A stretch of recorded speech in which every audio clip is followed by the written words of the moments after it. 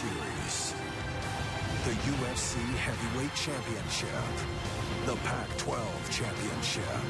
The Big Ten Championship. The NFC Playoffs. The Daytona 500.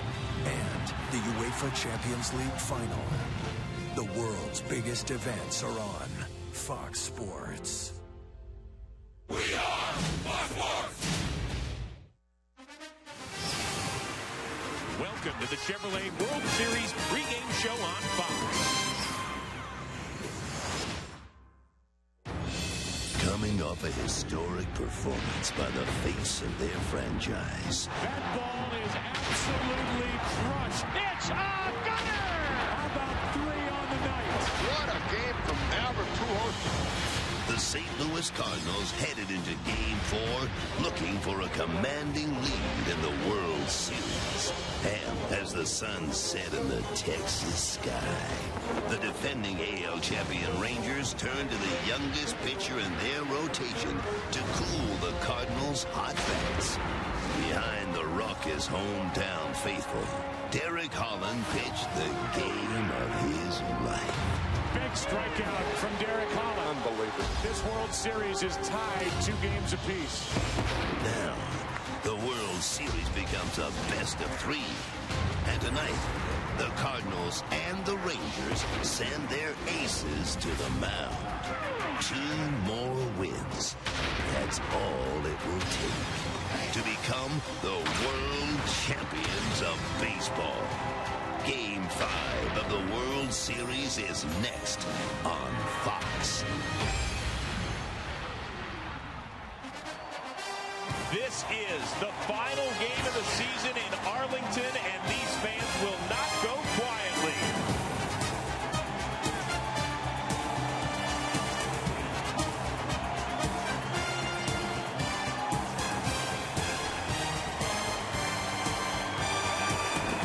Who will grab the series lead in a critical Game 5? It is time to find out as the St. Louis Cardinals battle the Texas Rangers. Hi, everybody, and welcome to Fox's continuing coverage of the 2011 World Series alongside Eric Karros and White Sox World Championship catcher A.J. Pierzynski. I am Chris Rose, and guys, it is a beautiful night for baseball. It has been a wonderful series so far, tied at 2 games apiece for the first time since 2003. So here's the scenario. 1 more game here in Arlington tonight, then possibly 2 more out in St. Louis. EK, which manager would you rather be at this point? Well, it's a 3-game series, and I like Ron Washington. I'd rather be Ron Washington. I like Texas in 7 to begin this series, and nothing has changed my mind. I know in a 3-game series, you'd like to have the home field advantage. Texas doesn't have that, but they get the first game at home. They get their ace on the mound tonight.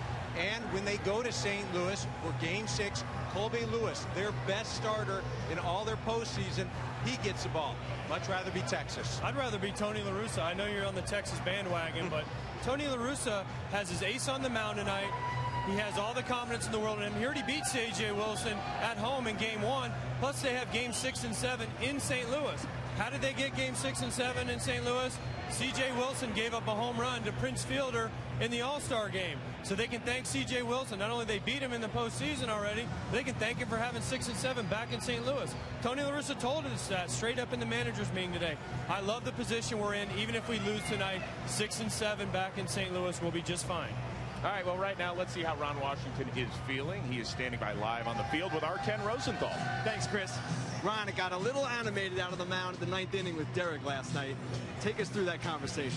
Well, you know, as soon as I walked out there, the first thing he told me is I can get a ground ball or get a double play. And I said, Derek, you know, I know you can, especially the way you've been throwing the ball tonight. I said, but at this point of the game, I'm going to go to Neftali Feliz. And he said, come on, Skip. I said, Derek, great job, but I'm going to let Neftali get these last 2. All right, we're down to a best of 3. We're going back to St. Louis. Your ace against theirs tonight. How do you see it the rest of the way? Well, what I see us doing is going out there, getting an opportunity to play our game. CJ keep us in the ball game tonight. I don't see why we can't pull off a victory. That's certainly the way we're thinking. It all depends on what the pitchers do. You know, if they allow those bats to wake up, it could be a high-scoring game. But if the pitchers do what they're supposed to do, it might only take 1 hit, and hopefully we get it. Now, CJ has struggled in the postseason. Derek had struggled, but he came in with a different game plan last night, hitched inside. Are you going to need to slap CJ on the cheek the way you did Derek to get the same performance out of him? No, I don't think so. You know, I know CJ understands what's at stake right now. And, you know, he has the ability to pitch on the inside part of the plate also. But more than that, it's not so much just pitching on the inside part of the plate. It's you have to use everything you have, and you have to throw it for strikes, and you have to keep those guys off balance. Because if you don't, it will make you look bad. Wash, thank you very much. Chris, back to you. All right, guys, thank you very much. We appreciate the time from Ron Washington as well. Now, guys, both managers always meet the media before a game. And Ron Washington this afternoon, he said, you know what? I'm not as dumb as most people think that I am out there. He's out to prove something. Well, he really is. And I think we're partly responsible for promoting that image because we're showing his personality. And some people have a tendency to focus more on the personality than his ability as a manager. If he wins this World Series, he will have beaten Joe Maddon of the Tampa Bay Rays. He will have beaten Jim Leyland of the Detroit Tigers and Tony La Russa of the St. Louis Cardinals. Those are three great managers. And Ron Washington is back for the second time in this World Series. The guy can manage. Wash is a guy as a current player you love to play for. Why? He has all the enthusiasm in the world. You see the smile on Derek Holland's face. He kind of slapped him a little bit. Derek Holland loved it and went out and threw the game of his life. He brings confidence every day. He brings an energy every day. You never hear about Ron Washington selling his players out to the media, saying this, saying that to the newspaper. He's behind him 100%. He just says, go out and play. I'll get your back. I'll do whatever you want me to do, whatever you need, just as long as you're comfortable and you can play up to your ability. And he's gotten them to 2 World Series. Before that, they had never even won a postseason series. So he's not dumb. I think he's really smart. He's got a great idea of what he's doing. Yeah, you can't confuse somebody that's having a lot of fun that doesn't take his job seriously. Yep. He's there. Yep, Ron Washington getting it done in his 5 years here in Arlington. Well, we're getting all ready for Game 5. But, of course, we want you to join our conversation during the World Series on Twitter. My account's at Chris Rose, the whole group at MLB on Fox, and special guest tweeter, Phillies All-Star center fielder at Shane Victorino. Don't forget to use hashtag World Series in that tweet. Well, a series that started in St. Louis with a pair of one-run games continued with 2 more memorable evenings in the state of Texas. This World Series might turn into one for the ages.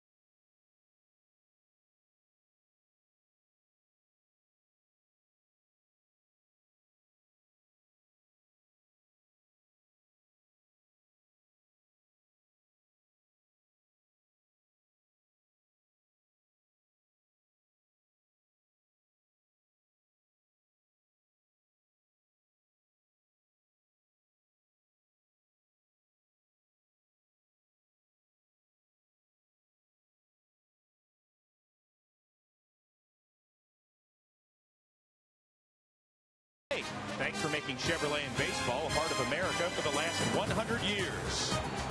Getting ready for Game 5 of the World Series here in Arlington. Yadier Molina, 4 RBI performance in that Game 3 blowout win. But he's more interested in who's out on the mound. And maybe the guy will be thrown to him in the 9th inning tonight. That guy, Jason Mott. Nice and relaxed during batting practice today. Let's see, do I throw it here? No. And all right. One of the fun guys to cover during the 2011 World Series. Now, regardless of what happens tonight, this series is heading back to St. Louis. In fact, the Cardinals will leave right after the game. That's known as Getaway Day. Until losing last Thursday, the Cards had won 17 in a row on days they traveled. That makes for some enjoying times, 35,000 feet in the air. This is the Cardinals plane getting ready to head to Fort Worth. On the Cardinals' happy flight, a reference to the mood on the airplane.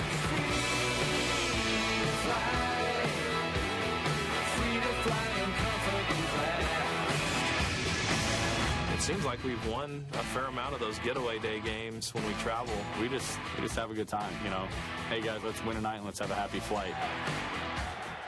Swing and a miss. He struck him out, and the Cardinals are National League champions and headed to the World Series.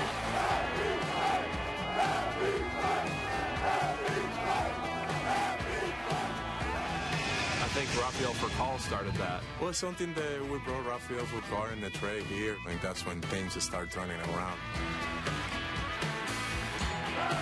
I think there's more meaning to it than just happy flight. It's got a let's go mentality to it. Now, I mean, it's flashing up on the scoreboard. People are writing about it. It's kind of turned into like its own little thing. People ask me about this postseason. Well, it's the best one I've ever been involved in. This is the most fun you can have. Now, we'll see how much fun it is because, you know, you want to get the 4 wins before they do.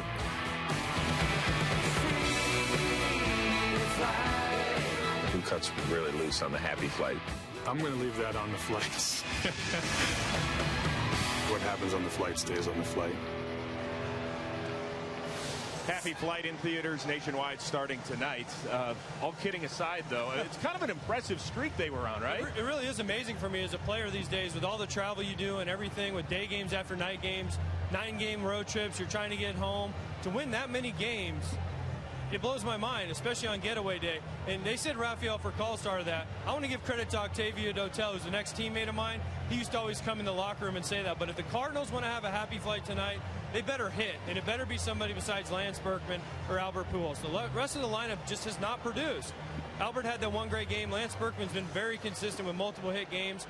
But the other guys haven't done anything. Rafael Furcal included. Skip Schumacher's in the lineup tonight for John Jay to try to give them some more offense. But these guys just haven't got it done. They need to find a way off C.J. Wilson, a guy they've already beat, to get on base for Albert and Lance and score some runs. Texas will win if we see Alexi Ogando, and he is good. Alexi Ogando has appeared 3 times so far in this World Series, and he's been abysmal. 3 appearances. He's got a 27 ERA. He was dominant in the division series, dominant in the league championship series.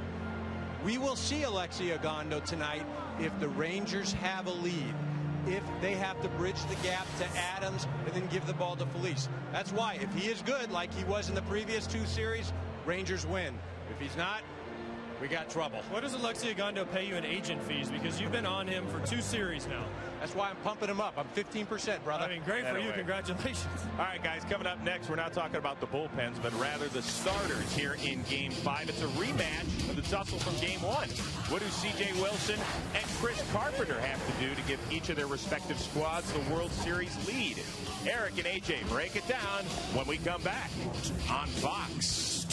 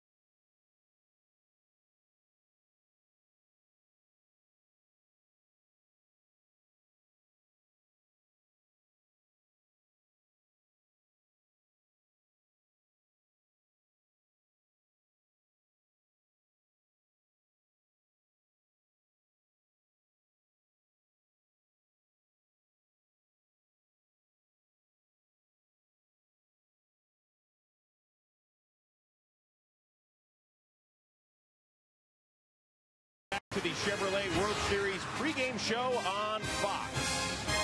2-2 series between the St. Louis Cardinals and the Texas Rangers, one of the hitting stars throughout the postseason. ALCS MVP Nelson Cruz, 7 playoff homers. That is one shy of the record shared by Barry Bonds and Carlos Beltran. First pitch of Game 5 coming your way in a few minutes. It'll be thrown by that man, C.J. Wilson, who has struggled this postseason. The All-Star is part philosopher, part daredevil, and always looking for that next great adrenaline rush. Are you guys rolling right now? Great. No, it's great. CJ's just, he's got everything going. He's a weirdo. He's a very intelligent guy. He does race cars. He does photos. He's adventurous.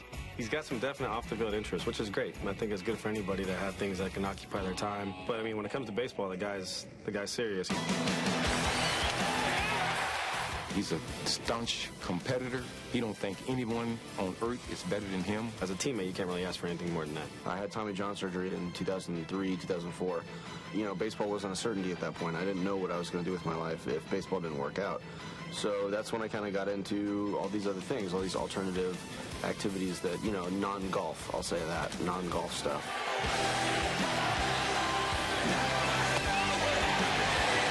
He's very, you know, different than most guys I've played with. He knows a lot about a lot of things. I really want to be able to do everything. Like, I don't know how to sail a boat, but I know how to, like, fly a plane, fly a helicopter, you know, start a fire, knife fight. Just fun stuff. It's just nice to accumulate that knowledge, just in case, you know what I mean? Like in an airplane situation, I could land our team plane. That's the stupidest thing I've ever heard in my life. I feel good knowing I could, like, put the 757 down on the ground and everybody's going to give me a high five on the way out. Well, I'm looking for parachutes. I'm not taking that chance. I'm going emergency exit and I'm gone.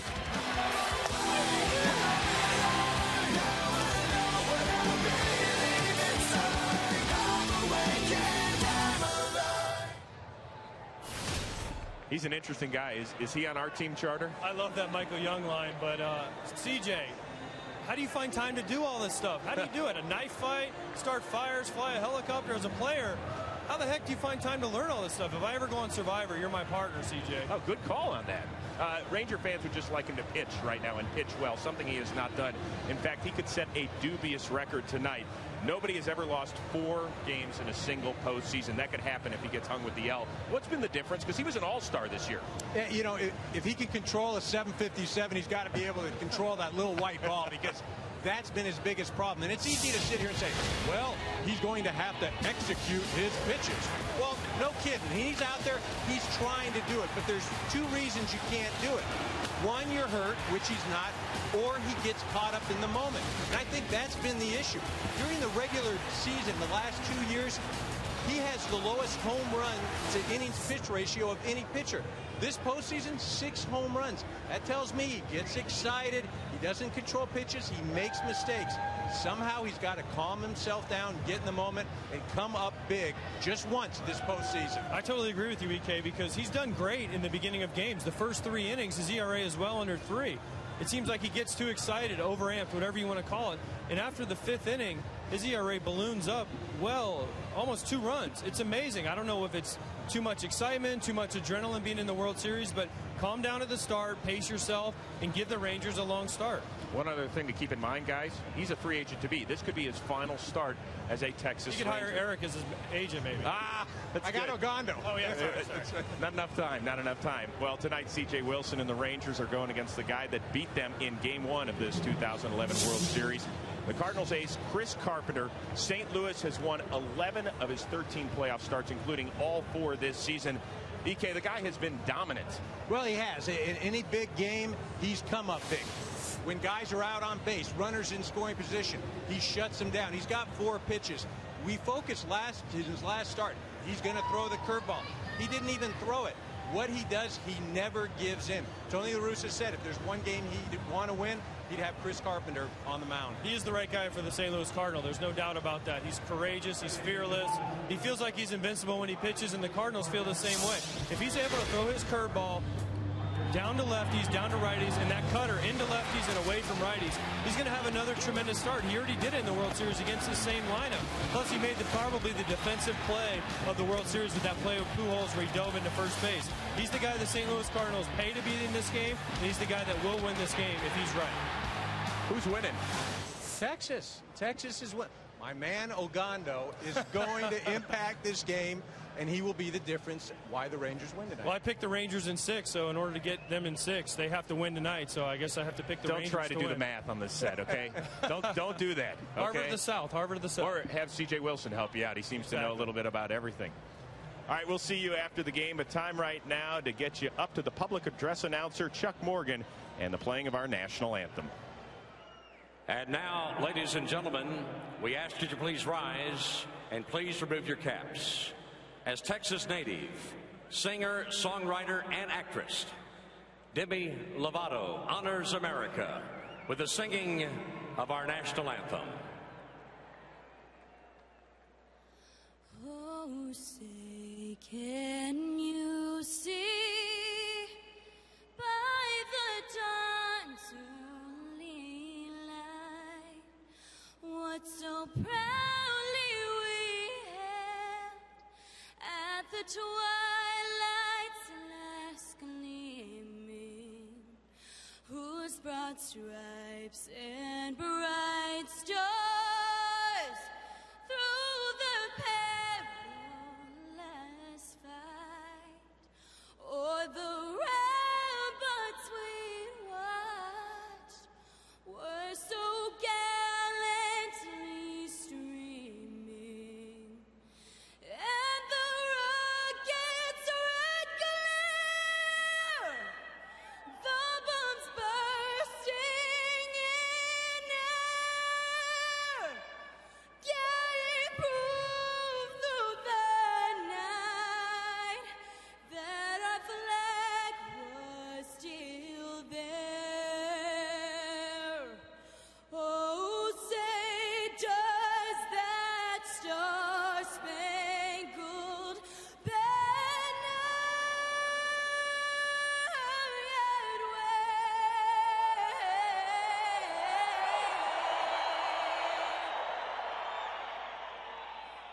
o'er the land of the free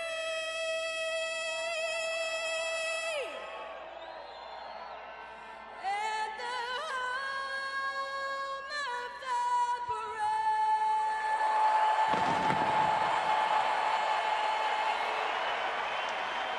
the We are just about ready for first pitch. And after tonight, one of these teams will be one win from grabbing the hardware. It's the Cardinals and Rangers in Game 5 on Fox.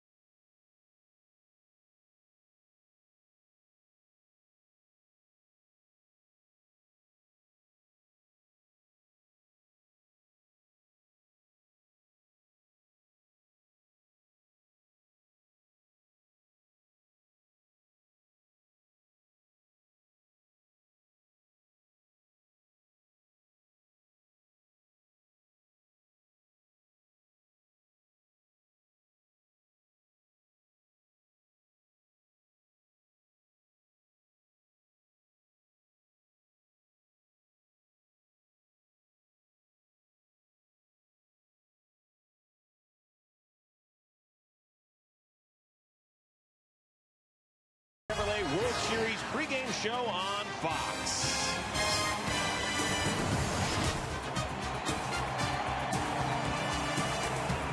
Just about time to see who will grab a 3-2 edge in the World Series. Game 5 between the Cardinals and the Rangers coming your way. And right now, let's send you upstairs and say, hello, Joe Buck. Hey there, Chris, and everybody here in Arlington is ready to go. Welcome to the broadcast booth. I'm Joe Buck. Tim McCarver is coming right up. Well, these fans are ready, and so far we have seen 4 tremendous games, and really they've all been memorable for their own reasons. We had the low-scoring games in St. Louis, the blowout in Game 3, but we had history with Pujols.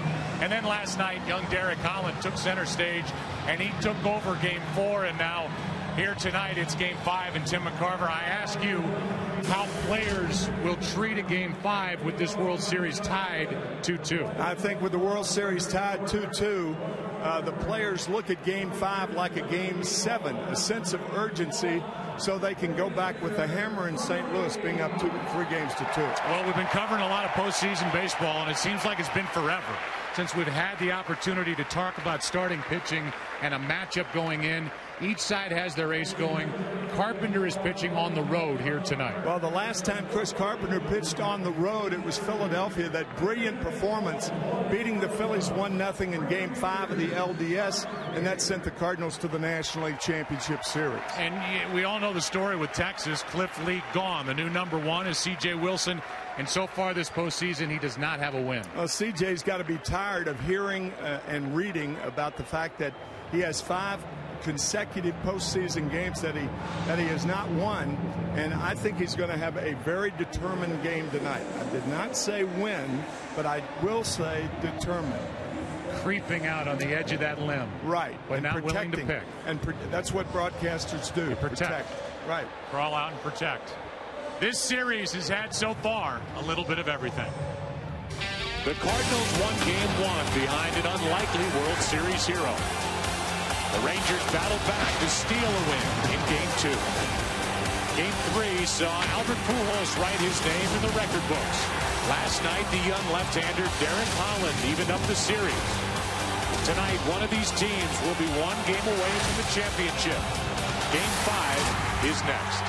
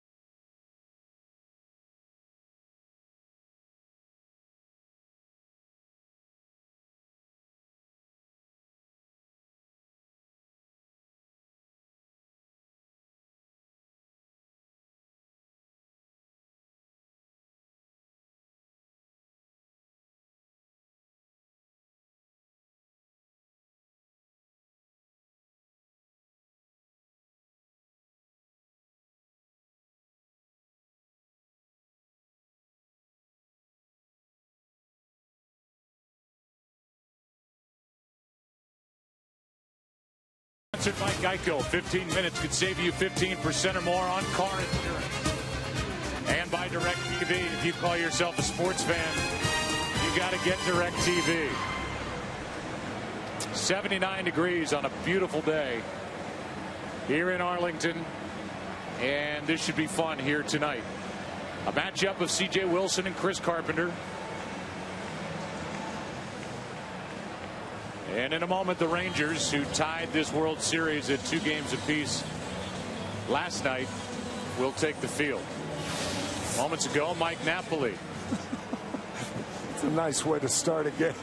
That's how is that how you used? Why have you never told me that after all these years? I used to do that, but I had the mask on. Who was that? Jackie Moore, one of the most docile, peaceful people it was ever met in my life, is slapping Mike Napoli around as we get ready for this Monday night game before a travel day tomorrow and then to St. Louis for game 6 at least. Home plate umpire tonight, just to get that out of the way and tell you who the men in blue are. We've got Barrett behind home plate, Ted Barrett, Gary Cedarstrom at first, Jerry Lane, the crew chief, at second, Greg Gibson is at third, Ron Copa down the right field line, and Alfonso Marquez is in left. And there's the man on the bump, C.J. Wilson, getting out to the middle of all the action, and he is looking for his first postseason win here in 2011. The opening pitch is brought to you by Budweiser. Great times are waiting. Grab some buds. And the Cardinals have a little different look to their starting lineup down at the bottom. It's brought to you by Taco Bell. Think outside the bun. For Kyle leads it off, the birthday boy. He's at short. Then it's Alan Craig, Albert Pujols, Matt Holliday cleans up. The DH is Berkman. David Freese at third. Yadier Molina does the catching. Skip Schumacher gets the start.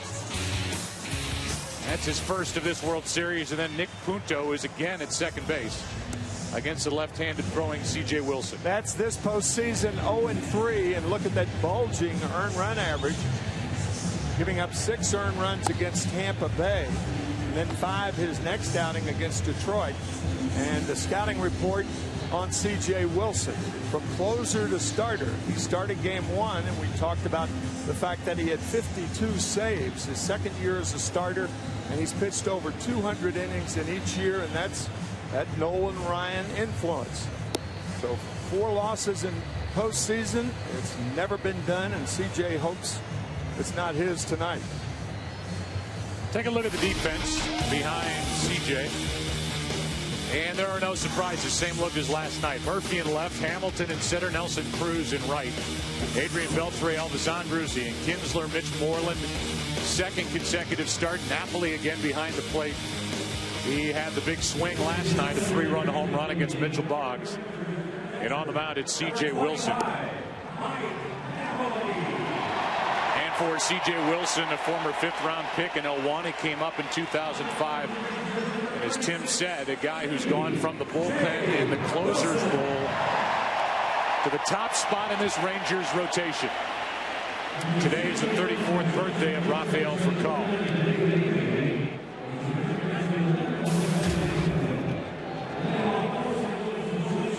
Have you ever had a more relaxed start to a World Series game? Well, the weather here is just absolutely phenomenal. No humidity, little breeze, just beautiful. And these fans have enjoyed, well, they enjoyed last night as they made noise from beginning to end and saluted Derek Holland about as well as any pitcher can be saluted leaving in the 9th inning.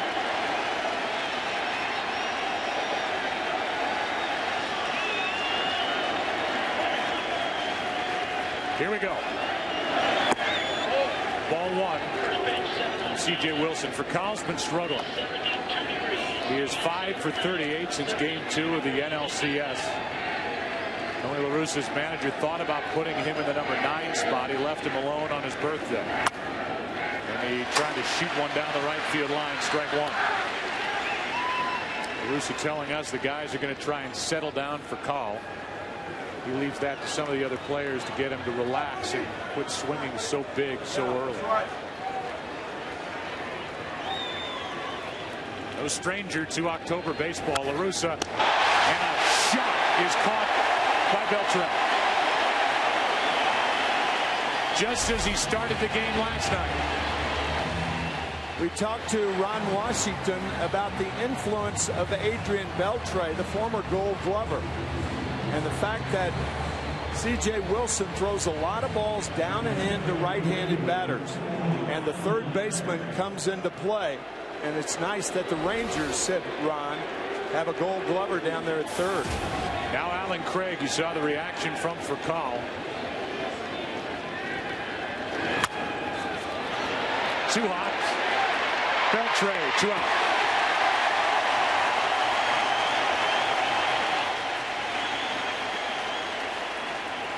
So Alan Craig, who was hitless here in Texas since that first inning home run 2 nights ago.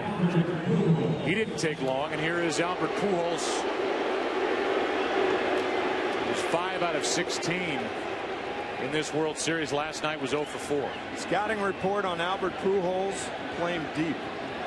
Very nice. And they play him to pull. Everywhere. The fans play him to pull out in the bleachers. What a performance 2 nights ago. And hitless in last night's game against Holland. Ball 1. And really, C.J. Wilson has to work in the same areas Derek Holland was successful with. Inside to right-handed batters, then he can go away. Right. The difference is Wilson features a different pitch inside. Holland featured the fastball inside, the 4-seamer. And Wilson features the cutter inside. It was again. And it's 2-0.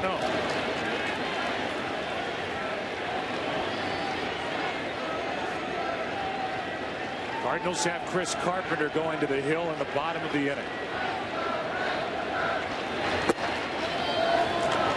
3-0. Pujols will swing 3-0 occasionally.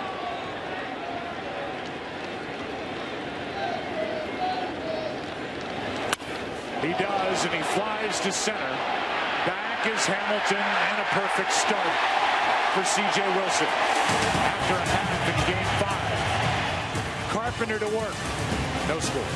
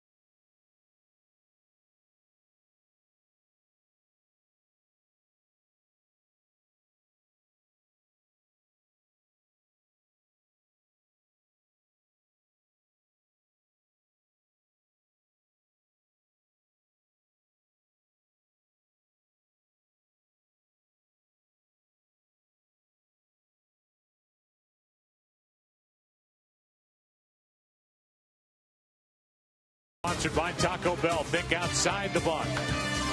And by the all-new Volkswagen Passat. That's Das Auto.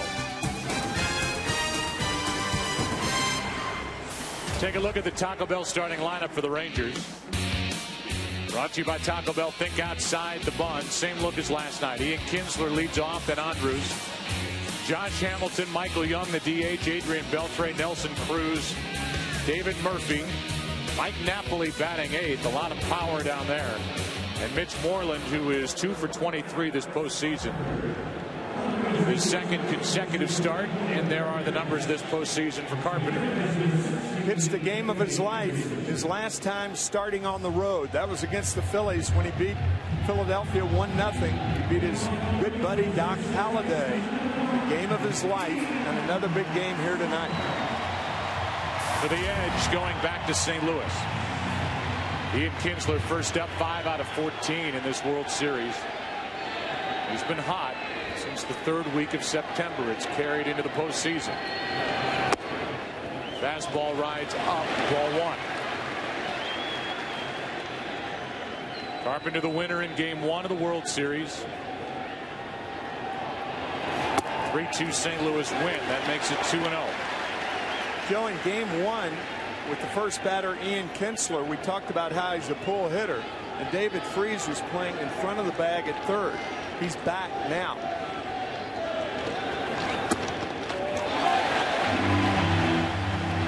That's ball 3. Kinsler led off that first game with a base hit down the left field line. He was erased on the double play, but Freese properly is playing him back. They're the numbers for Carpenter from game 1. 3-1. Carpenter was upset he didn't get that 2-0 pitch. And now Kinsler can look to hammer something, a guy who tied for 5th in the AL with 32 home runs during the regular season. Full count.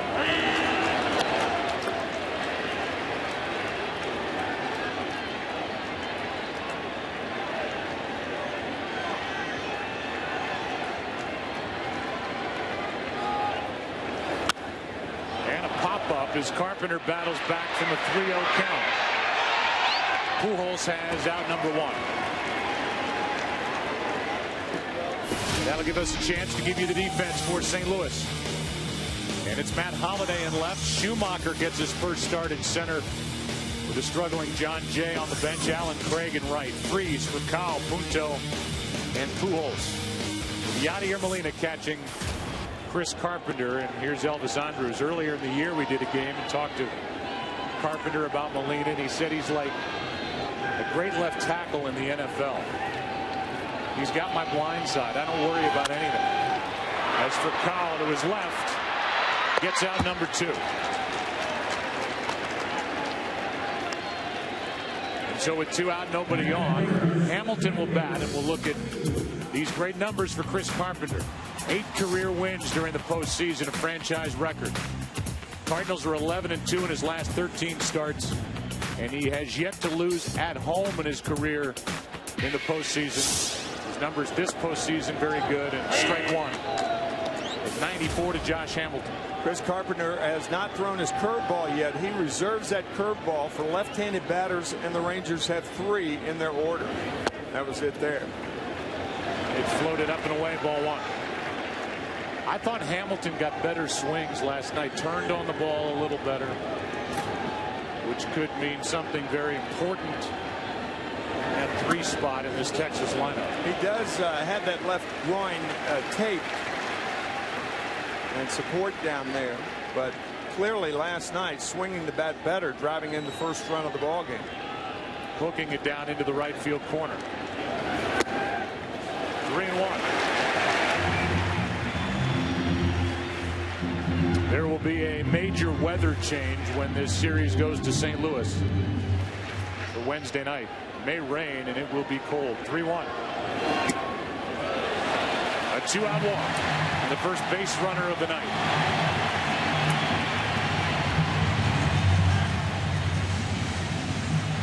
And it brings in Michael Young.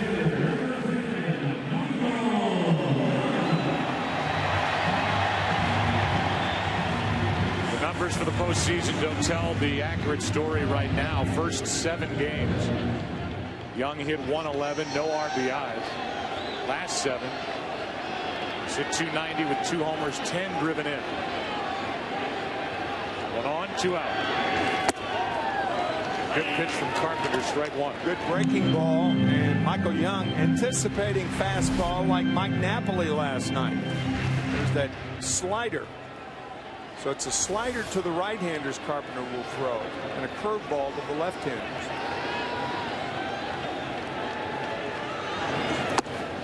On the corner, wide strike, and it's 0-2.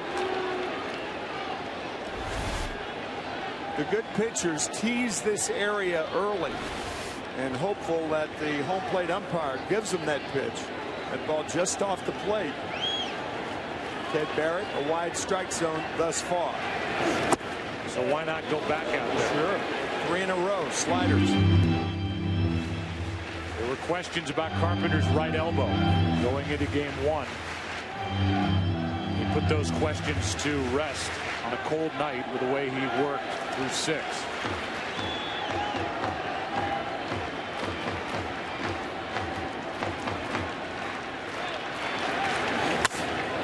Pujols was right there, holding against Hamilton, and we are scoreless through 1 of game 5. The two aces hooking up tonight. C.J. Wilson, Chris Carpenter. 1 base runner so far.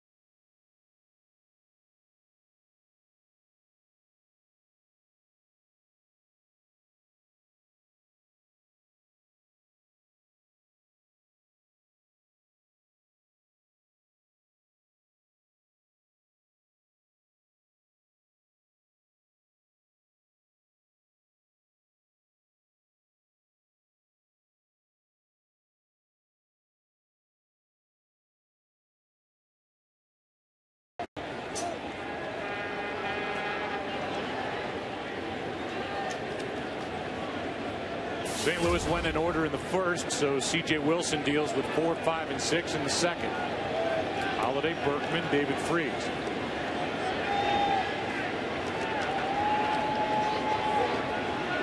Series even at 2-2.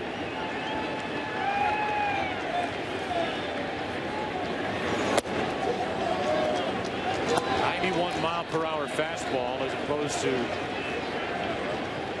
C.J. Wilson used to throw when he was a closer, according to that guy, Lance Berkman, 94-95. We faced C.J. in the days during interleague play, and Berkman was with Houston. Wilson had 24 saves in 08, 14 in 09, and last year 15-game winner. This year a 16-game winner. 2-0. 3-0.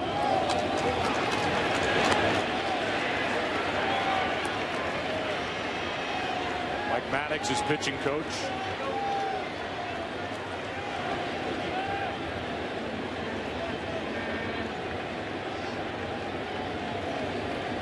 Pujols was swinging on 3-0 last inning. We'll see what Holliday does leading off. He's taking. It's 3-1.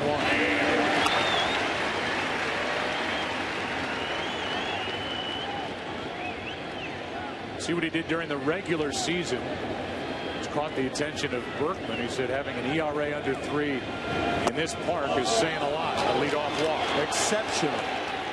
In 223 innings, earned run average in the American League, where you don't face the pitcher.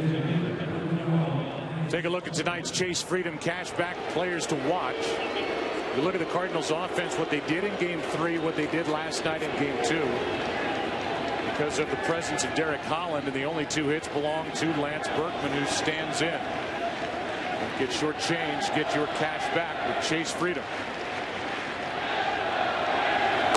Strike 1.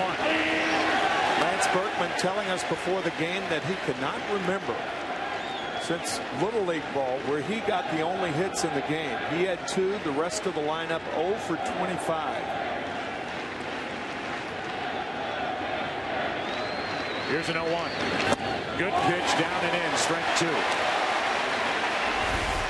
That's vintage Wilson right there. The disappearing cutter under the bat of Berkman.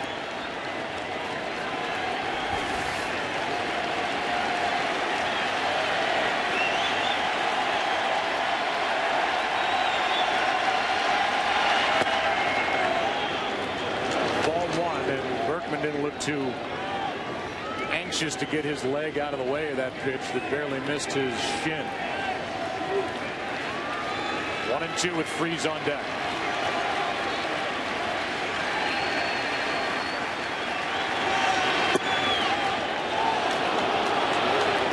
Two and two.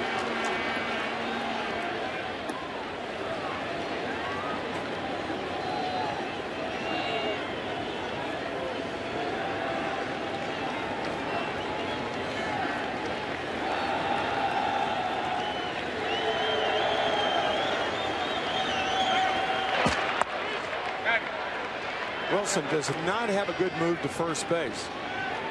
24 stolen bases against him this year. That's the most ever by a Texas left-handed pitcher.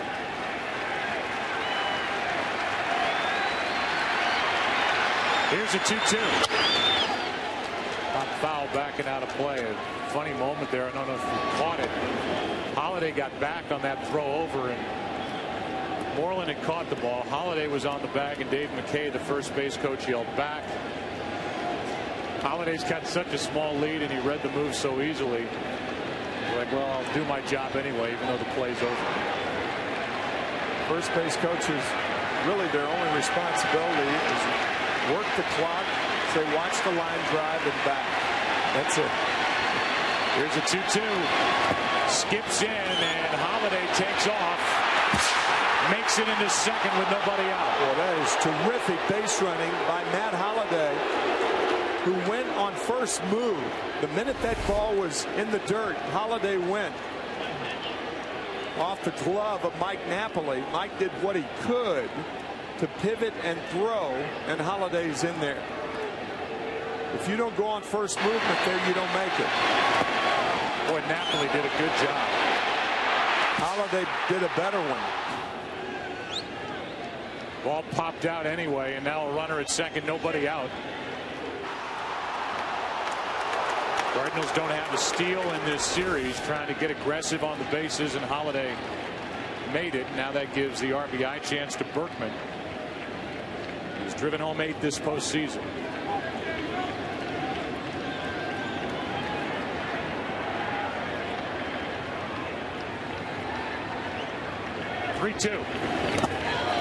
Berkman was set up at 0-2, and C.J. Wilson lost him. Back-to-back walks, 2 on, nobody out for David Freese.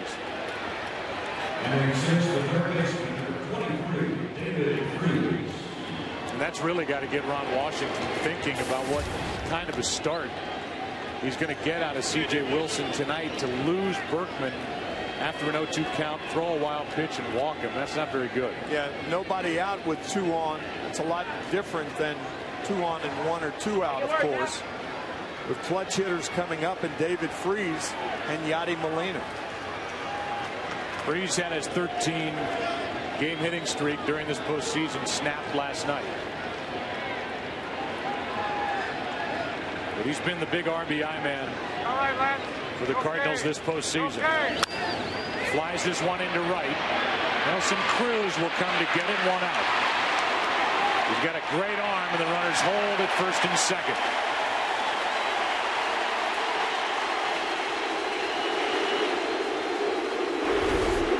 Yeah, the Cardinals were watching as you look at that missile that Cruz throws. The Cardinals were watching Game 4 of the American League Championship season, the tie game in the 8th inning. Huge play in that series. Nelson Cruz threw out Miguel Cabrera at home plate. And then for good measure in the 11th inning popped another 3-run home run. In the ALCS, we mentioned this the other day. Nelson Cruz had 7 RBIs in the 11th inning alone. Here's Molina, 2 on, 1 out.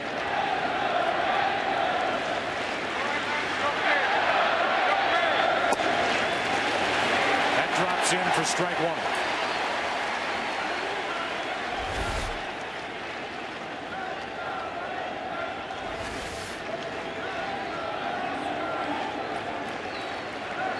Molina's 7 RBIs this postseason, had 4 of them in Game 3.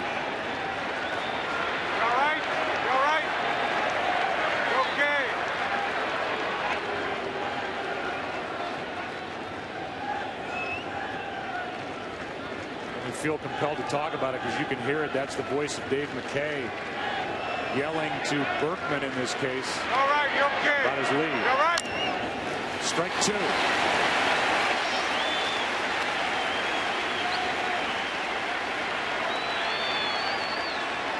And Dave McKay was with Tony La Russa when he was in Oakland, as was Dave Duncan, Tony's pitching coach.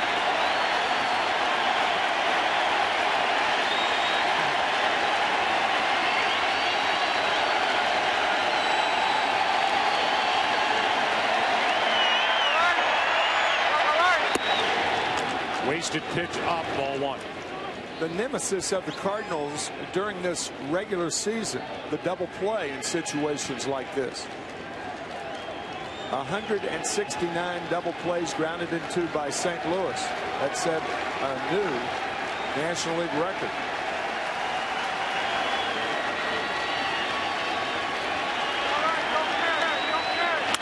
Left side base hit.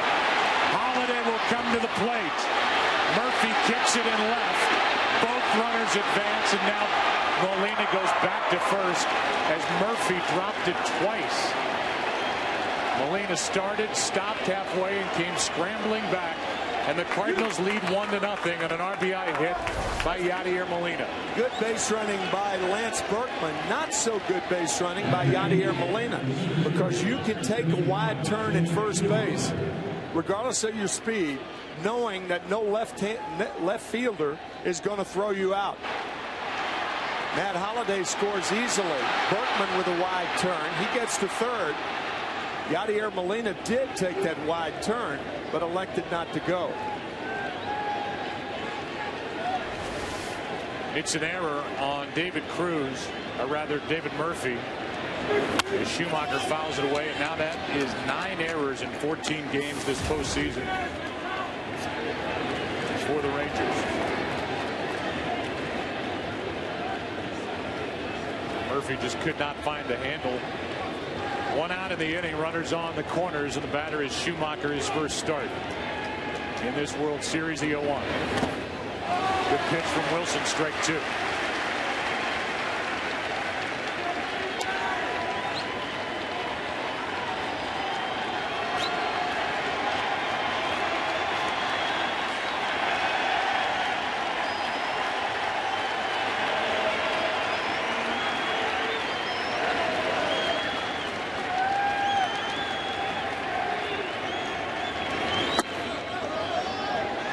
A.J. dropped down a little bit, fired that fastball high, ball one.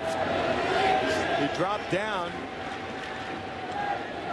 to make the second pitch. All pitches are not, all of them aren't designed to get you out. They're designed to set you up. Wilson will go back with that slider to Schumacher. He lays off. Schumacher is getting the start. That puts John Jay on the bench. After dropping down, he goes back to the slider way outside. Jay is just 2 for 30 over his last 8 games and hitless during left-handers during this postseason. So it's Schumacher tonight. The 2-2. Right side, dropped by Moreland, and in to score is Berkman to make it 2-0. Down to second is Molina, and the Cardinals add another run. Lance Berkman went to third base on the error by David Murphy, and now he comes home on a ball dropped by Mitch Moreland. Unsteady hands for the Rangers here in the second inning. Moreland normally a very steady glove man, but had he made that catch, he goes home to the tag, but after dropping it, his only play is to tag first. And it's 2-0 with a runner at second, 2 out for Nick Punto.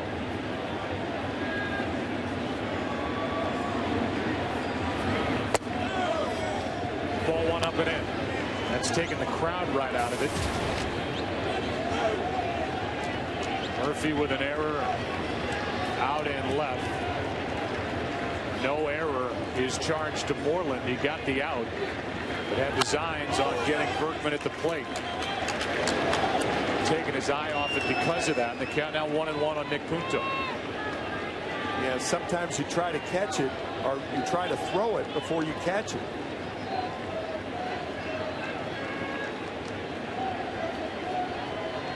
Had he come up with it cleanly, he has Berkman easily at home plate.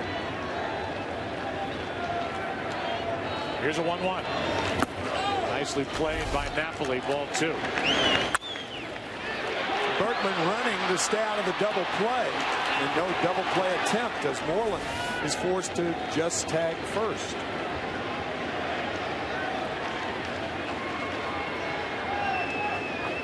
Now Punto with a count in his favor. 3 for 8 in this series. No RBIs.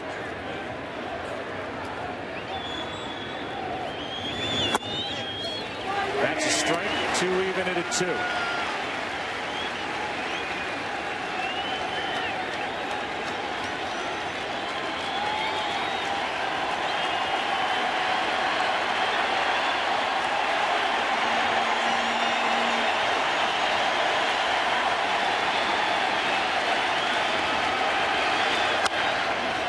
Still 2-2. Right side of this Rangers infield defense has hurt him in 2 of the 3 games played here in Arlington.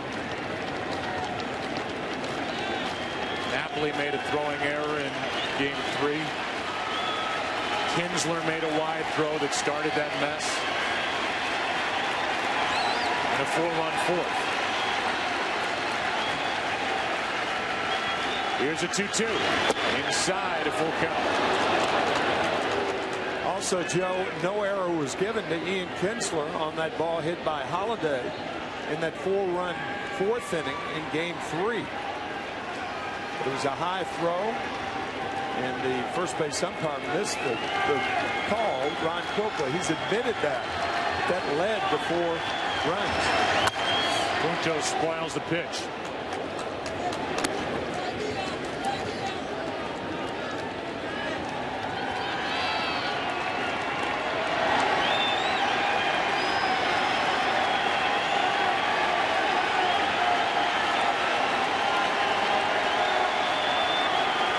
Is pleading with C.J. Wilson to end the top of the second right here. Punto steps out. Not like Derek Holland was pleading with Ron Washington last night to stay in the game. And we're going to talk to Derek Holland inside the dugout in the top of the third. Punto into left field. This ball is caught. Diving catch by Murphy.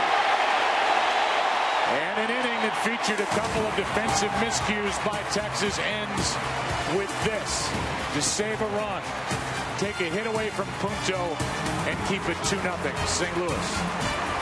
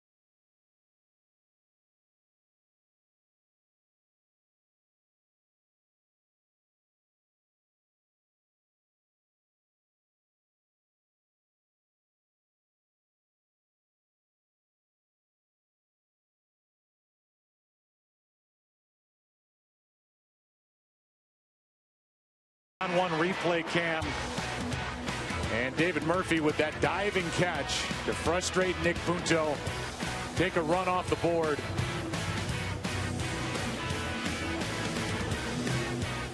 And look at that concentration, and then a little, I don't know, I guess just a moment to kind of exhale after that catch. That was beautiful. Good catch after the error. Nick Punto, on the other hand, carried his bat past first base. You rarely see that. And then thought about trying to break it over his knee. And he did. Wisely thought better. Save that for guys like Bo Jackson and the bigger guys. Even though Nigel Morgan did it for Milwaukee this year. There, little guys should not try this. He's on a great roll playing second base for Tony La Russa, and doesn't want to mess that up. That big bending breaking ball is called strike 2, and Adrian Beltre can't believe it. I think Adrian thought it went around. It was closer than I thought initially. Too. Reaching for it, and for Kyle, gathers it, throws it, 1 out. And with that, we will remind you the World Series on Fox is sponsored by Budweiser. Great times are waiting. Grab some Buds.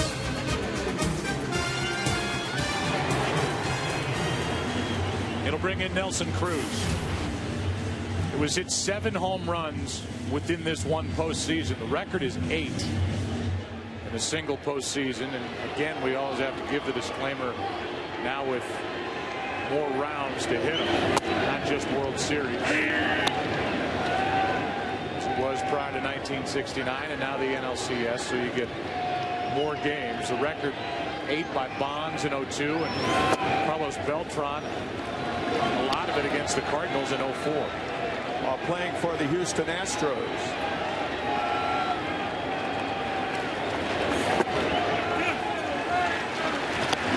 Counts 2-1 on Nelson Cruz. 12 hits this postseason, 7 of them home runs, 2 of them doubles, 3 singles.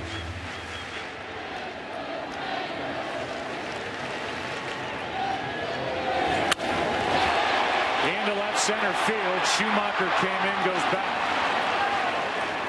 2 out. We had a great meeting with Lance Berkman tonight prior to the game, and for what he told us about Chris Carpenter, here's our buddy Ken Rosenthal. Yeah, Joe, we asked Lance Berkman what it's like to play behind Carpenter, and he said the difference is this. In Game 3 with the 5-0 lead behind Kyle Lohse, no disrespect to Lohse, Berkman said, but we never felt comfortable. On the other hand, with Carpenter, Game 5 of the division series against Roy Halladay, a 1-0 lead, Lance Berkman thought the entire time the Cardinals were going to win.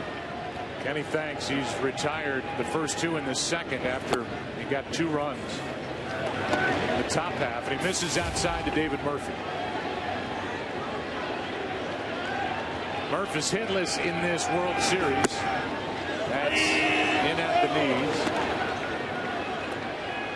This is a guy who hit .391 during the division series in the LCS. And had a good month of September during the regular season, ball 2.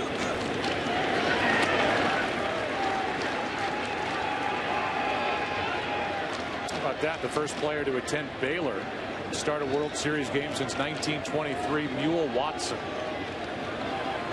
Mule. Could he hit the slider, Tim? He was a horse. We go to the 3rd inning. Here in Game 5, and the Cardinals will have the top of the order up by 2.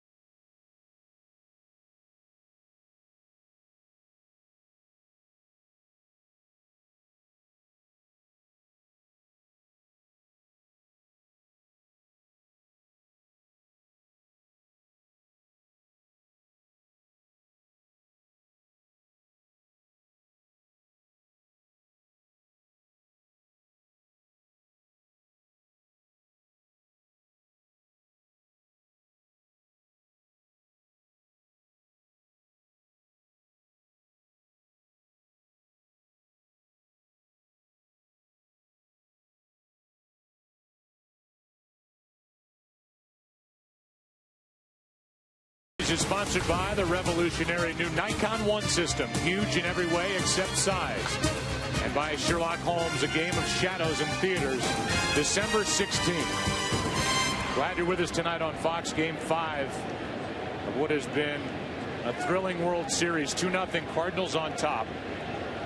Third inning, top of the order, and for Furcal, who lined out to third his first time up, shows bunt, takes the ball.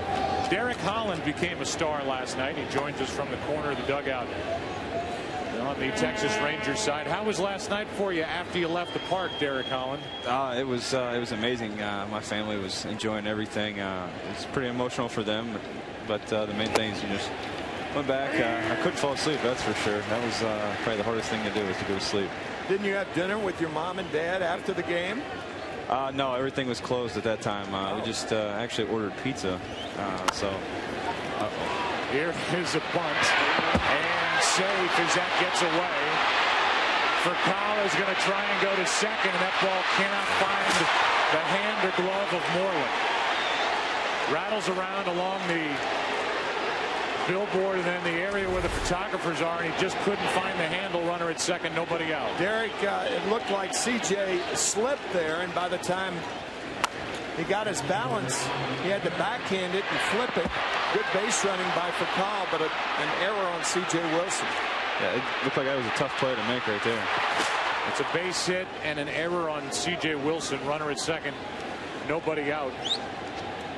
As you look at the beginning of the play, and Furcal ends up at second.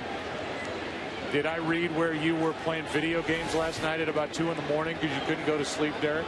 It was actually later than that. It was around, I'd say, 6:30. I fell asleep probably around 2:30, maybe 3, and finally. And then my dog actually came and woke me up around 6:30, and I was up from there. Here's a bunt.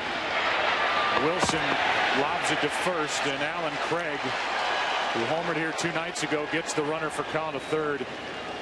1 out. What was working so well last night, and what was that meeting you had with your manager, Ron Washington, before you headed out to go to work last night? To me, I think everything was working. Definitely used my curveball a lot. I thought that was probably one of my best pitches for the night, was using the curveball. But Wash's meeting before was just talking. You know, he knows how my approach is. I'm going to go inside on these guys, and he just didn't want me to hit him so it didn't look bad. And he just kind of motivated me a little bit. Well, here's an intentional walk to Albert Pujols. You figured this guy out last night. You had Pujols 0 for 4. I wouldn't say I figured it out. This guy's an unbelievable hitter. It's just I'm just glad I got him out of this game. That's for sure. Derek, when Wash was out on the mound with you in the 9th inning, why did he say get on your knees? He didn't even say that.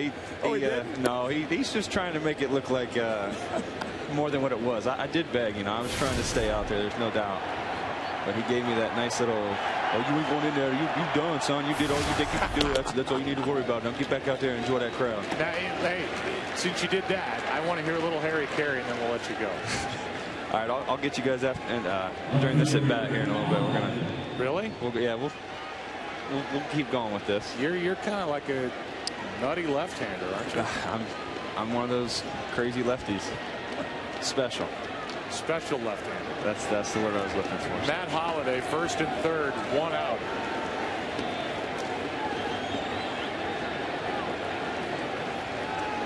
Furcal at third, Pujols at first, 1 out.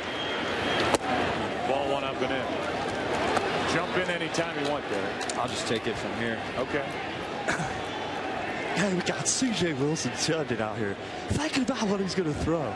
We got Mac Napoli giving the signals here. They're just waiting. Here comes the delivery. A swing and a miss. That one's back to the L screen. We're going to have to get him the ball here. What a throw back from the umpire. Oh, wait, that was catcher Mac Napoli. You're unbelievable. That was great. Hey, I got to hear Dempster do it. That's been the talk. You guys could battle. He's got a good one. First and third, 1 out. Here is a 1-1. You don't mind if I jump back in, Derek? Is that okay? I think you could take it from here. This is this is your job. Yeah. Well, you weren't scared the other day before your LCS start when you did all those goofy looks into the camera. That's just me being me. I got to have fun. I know when to be serious, though. Here's a 1-1. Down and in, 2 balls and a strike. Well, I was going to say you having any fun throughout this postseason. I know you had your best start last night, but I kind of feel like you're having fun no matter what's going on. Well, I do, but I think the big thing is, my teammates keep me grounded, and plus, I work real hard. I don't want people to think that this is just me being goofy all the time, because I focus when I need to focus. Here is a 2-1 pitch to Holiday, and Wilson blew it by him 92 miles per hour to make it 2-2.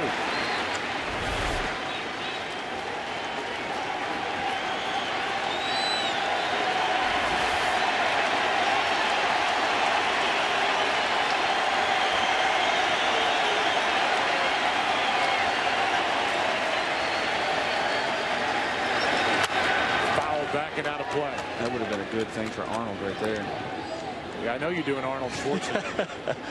Yeah, I did that. The one guy that I really do that around a lot is Colby Lewis. And he tries to imitate it back to me. We got to get you guys to hear him do that. That'll get you going. We're in for all this stuff. Whatever you're willing to do, we'll listen. 2 balls, 2 strikes, first and third, 1 out.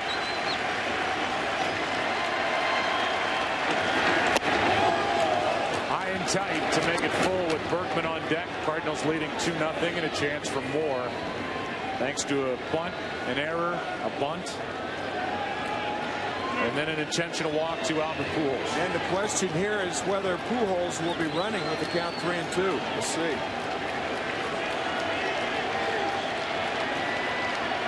He's not. Holiday fouls it out of play off to the right. All right, I'm going to let you stop for a moment, but when the inning is over, depending on what happens, if it feels right, I'm going to go back to you, and you can take us to break as either Harry or Arnold.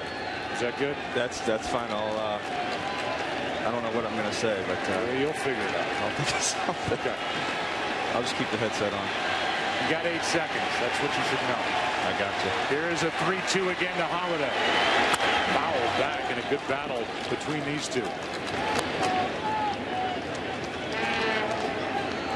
Cardinals trying to add to their lead. Were you surprised that they were bunting with Alan Craig? Not for Carl on at second base.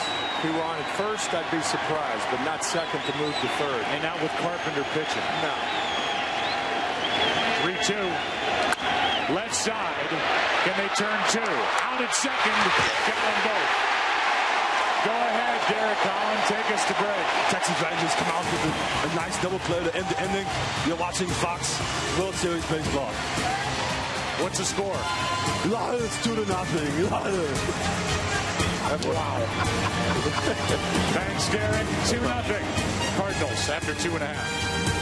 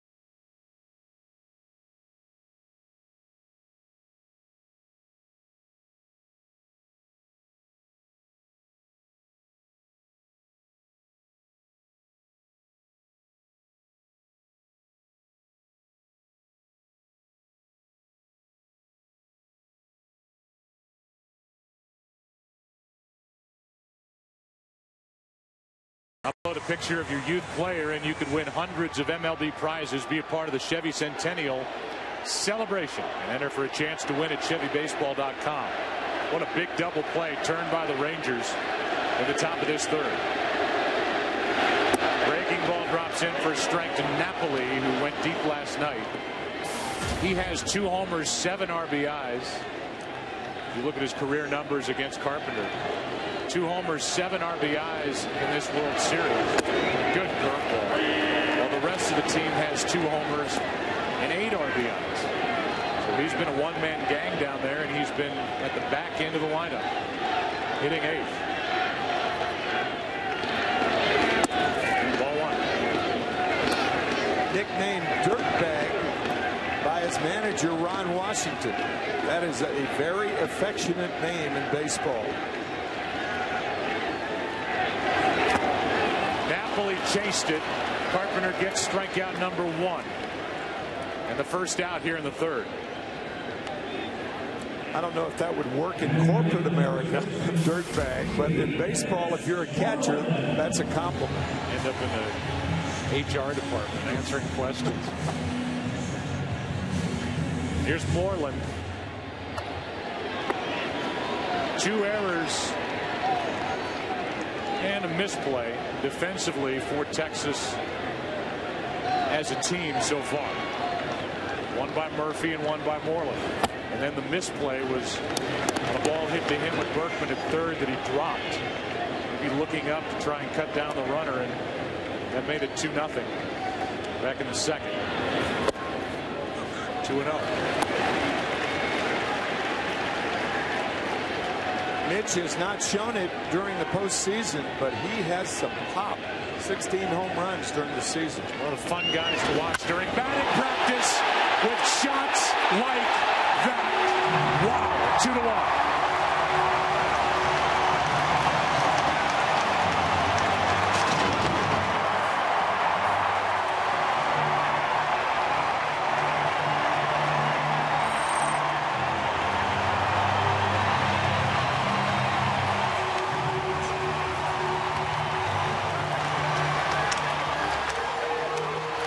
Just got that run back. A 2-0 cookie.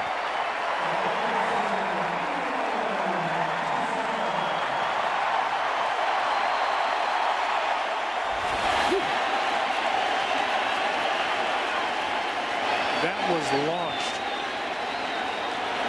over halfway up the upper deck. Matt Kinsler takes ball 1.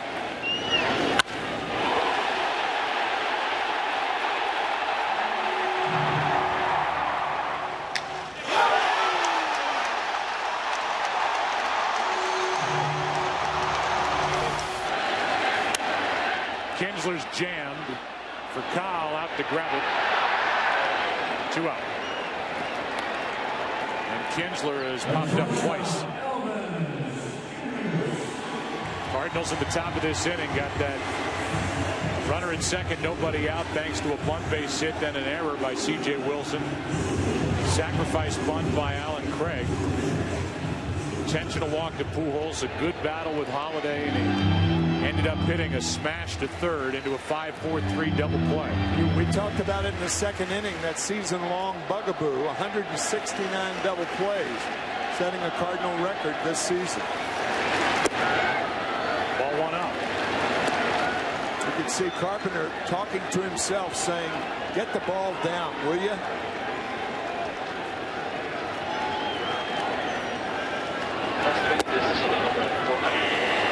It's not down much from that first pitch, but it's a strike. 1-1.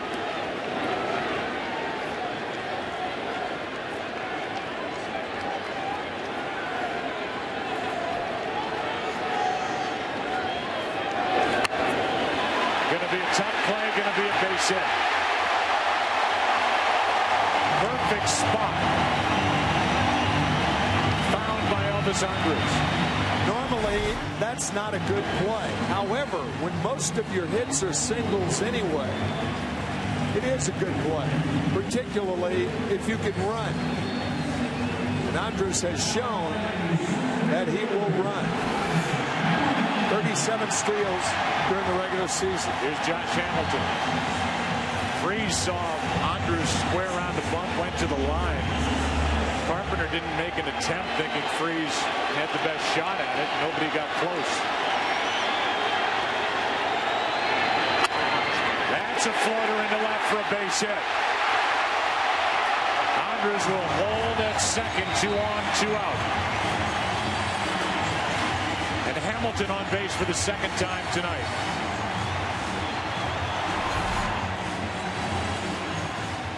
Josh, first ball hitting, as he often does. Looked like a slider that kind of hung up in the zone.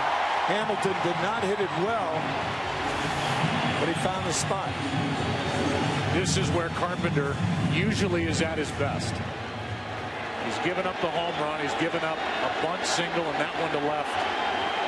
And now we will have one of the game's best hitters taking on the Cardinal ace. The Rangers down the run. And that breaking ball just rolls up to the plate, ball one. Yeah, he has not thrown a lot of good breaking balls to right-handed batters in this ball game thus far.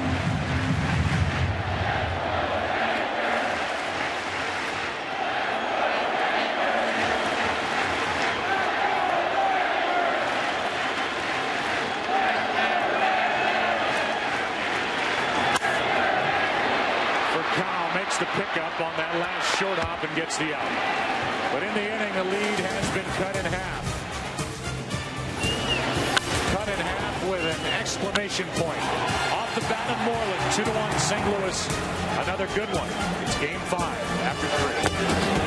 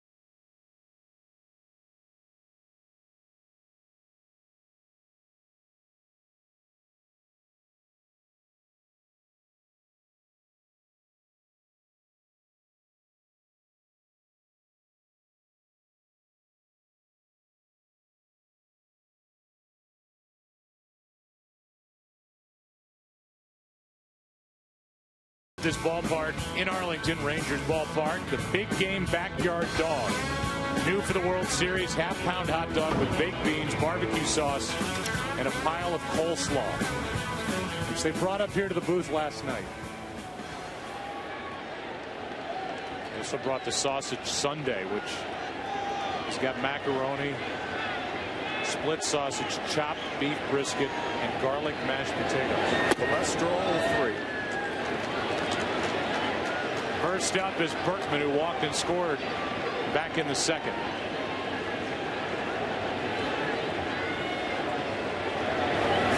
Out in front of that pitch. Good changeup from Wilson, 1-1. Wilson got into trouble in the second by walking Holliday and Berkman. Also throwing a wild pitch in there to start the inning. Let Berkman off the hook after having him set up at 0-2.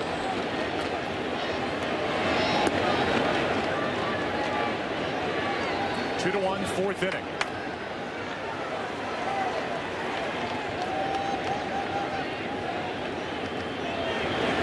Good pitch, 2-2.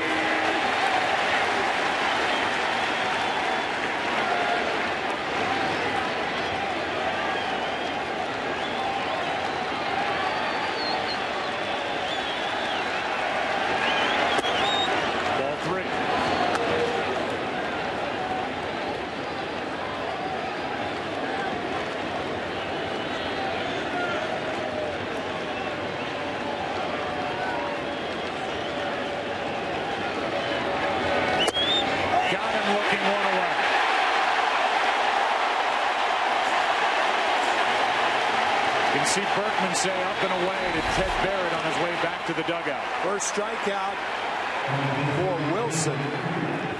Berkman thinking that cutter, that's an outside cutter.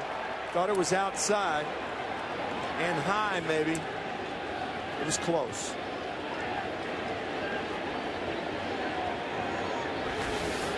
Now David Freese takes strike one. Fly to right with 2 on and nobody out in the second.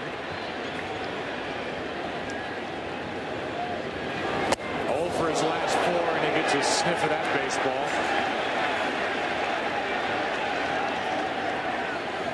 1-1.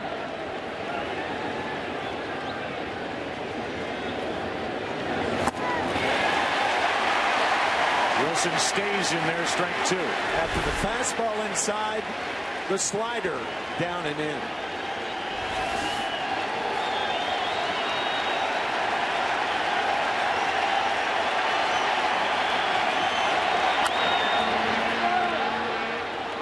Freese fouled that off left foot, ankle, leg, and the count remains 1-2. And that hurts David more than it does normal hitters. He has had operations on both ankles, right off the instep of the left foot. Also broke his hand this year. He has some screws on top of his left hand. Undetected. Go ahead, Joe. Excuse me. Going to say under that black padding he wears on his left glove. Fouls it away.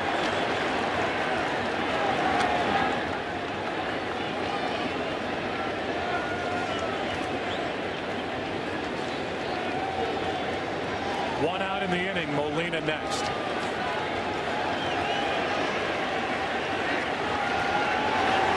Inside. 2-2. Rangers have to be happy watching C.J. Wilson work inside to these right-handed batters. Learning what he already knew from Mike Maddox with Derek Holland last night. It goes away and Freese fouls it back. Once again, by working inside consistently, you open up the outside part of the plate. There's more cat and mouse outside and inside than there is up and down from major league pitchers to major league hitters.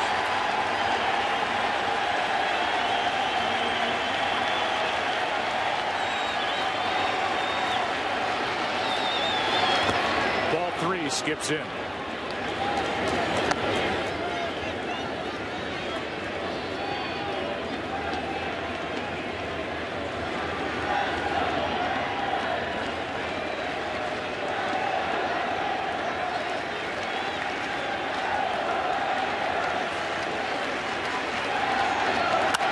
That's foul.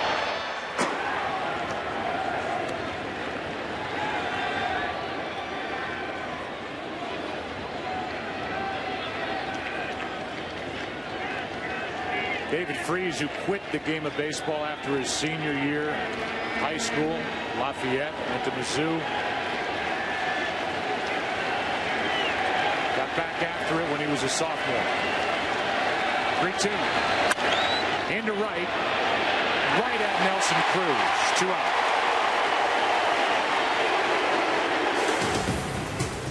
The World Series is sponsored by the all-new Volkswagen Passat. That's Das Auto. And by Chase. Don't get shortchanged. Get your cash back with Chase Freedom. Freeze hit it hard. He's out number 2, and here's Molina, who has an RBI base hit.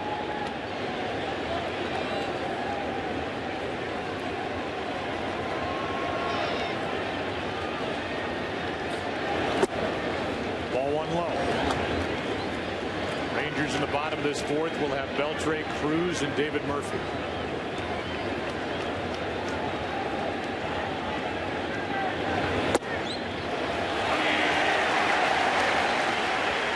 Ball 1 strike.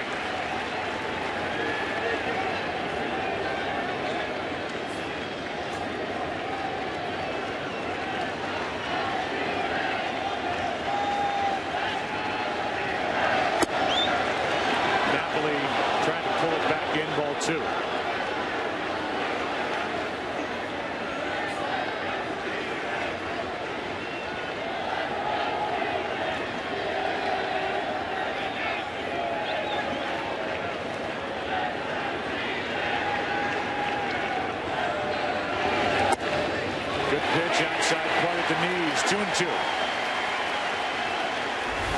Again, the outside cutter. Ball starting outside off the plate, cutting in over the outside corner. Molina pops it up. Shallow right. Long run, Kinsler. Nice catch. And we go to the bottom of the 4th with Beltre, Cruz, Murphy coming up after Kinsler did that. Carpenter back to the hill up 1.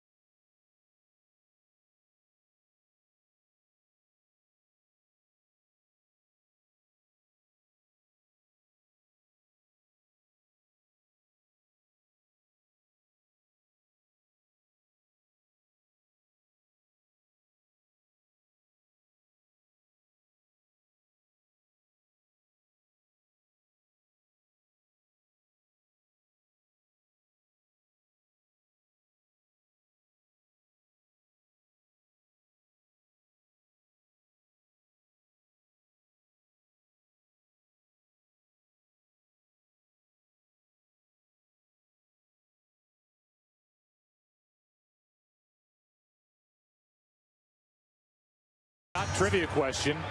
The Cardinals have won 10 World Series titles. Which manager led them to their first? Strike one on Beltre. Adrian grounded out to short his first time up. Nelson Cruz and Murphy will follow. St. Louis up 2-1, bottom of the fourth.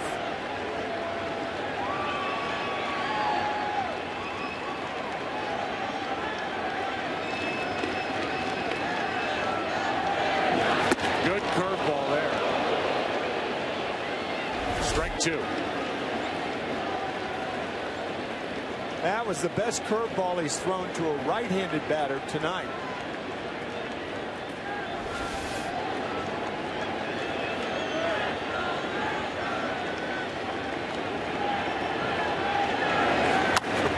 On a knee, Beltre fouls it away.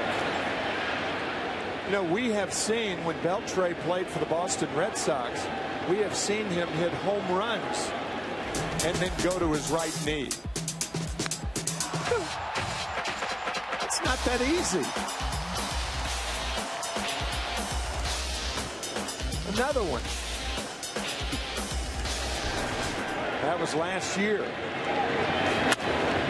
In the hole for Kyle, has to show off his arm. What a cannon, one out.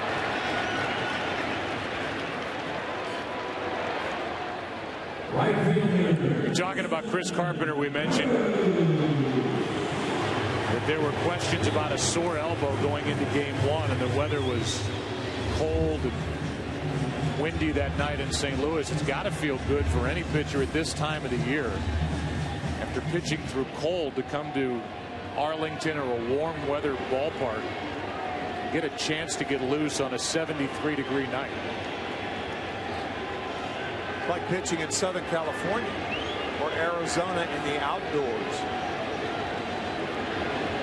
One out. Nelson Cruz is tied up. Arizona in the spring or the fall, of course. It's rather hot in the desert during the summer.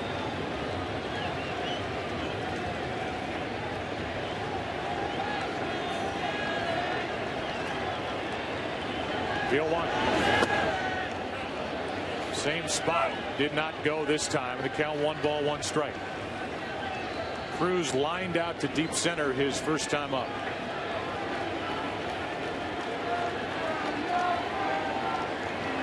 Murphy's made an error, but also made a diving catch to save a run. Carpenter led up on that pitch, 73, in the count 2-1.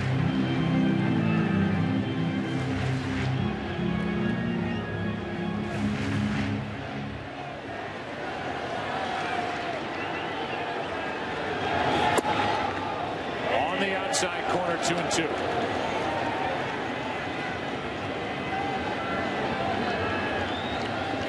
Carpenter, who was injured and not a part of the rotation in 04. The Cardinals lost the World Series to the Red Sox. Part of a winner in 06. And he's got his second strikeout of the night as he gets Nelson Cruz here in the fourth. Prior to tonight's game, Matt Kemp of the Dodgers, representing the National League, and Jose Bautista of the Blue Jays, representing the AL, won the 2011 Hank Aaron Awards. Hank Aaron Award was initiated in '99 to celebrate the 25th anniversary of Hammer and Hank, breaking Babe Ruth's career home run record, given annually to the best overall hitter in each league. Bautista led the majors in home runs this year with 43. Murphy takes a strike. 103 RBIs at 302. Kemp, a struggling Dodger team, led the NL with 39 home runs. Led all of Major League Baseball with 126 RBIs. Hit 324. Breaking ball is tapped to the right side, and Puncho feeds Pujols for the out. Hank not here tonight because he had knee replacement surgery. Hammer and Hank, that award in his honor.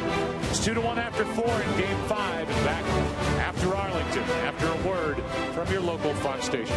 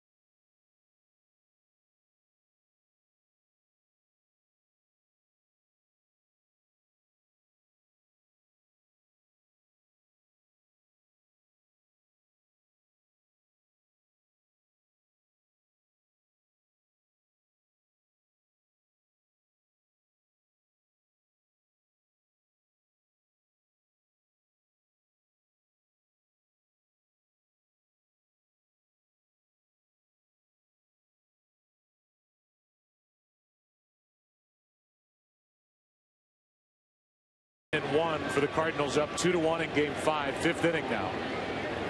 C.J. Wilson has settled in and made better pitches. The back-to-back walks got him in the second.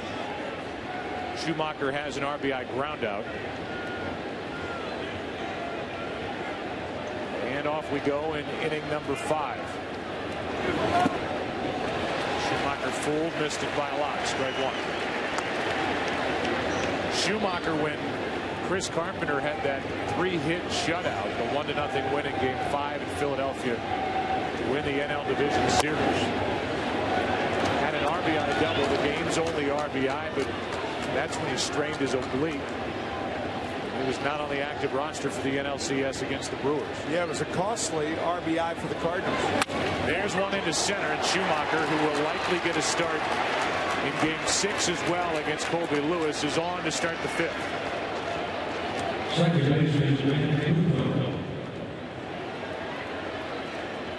John Jay's replacement will go down to Ken Rosenthal in the dugout area. Kenny? Well, Joe, Tony La Russa said today in the interview room that John Jay was starting to pull his hair out. Schumacher learned he was in the lineup just today. La Russa gave him the news, and Skip said that's how it's been all 6 years he's been a Cardinal. That's his routine. You never know when you're going to play. You just get to the ballpark and ready. I asked about his oblique, and he said the same thing that every other player says this time of year. It's good enough. Yeah, and Kenny, you know, and Tim, you know, for Schumacher, who was a lifelong outfielder, throws right, bats left. For him to come in and learn how to play second base, to get in the lineup and play it as well as he has, is a remarkable accomplishment. Particularly that position that requires so much fluid footwork. Otherwise, you can tear up a knee in a second. He's a free agent to be in. Any manager wants a guy like Schumacher around. First of all, he's got a great attitude. His teammates love him. He's become a good hitter, and he can play anywhere. He's an ideal Tony La Russa type player. They've said that about the guy at the plate as well, Nick Punto. Takes low. The count 2-0. Interesting point that Ken made. You know, Joe, players in October hurt. All the other players, the major league players that didn't make the postseason, healed. And just a token throw over there as C.J. Wilson flipped it. As you mentioned, C.J. has a tough time slowing down the running game. Quick pitch there, and the count's 3-0.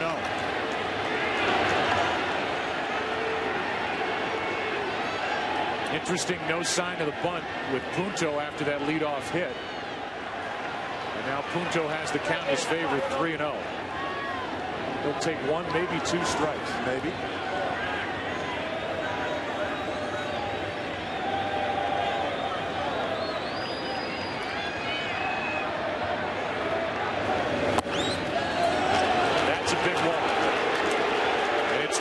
With nobody out, back to the top of the lineup. A guy who's gotten so many big outs for the Rangers in this postseason, Scott Feldman, starts to get loose. Now the game slows down to meetings on the mound to give the guy in the bullpen, Scott Feldman in this particular case, time to warm up.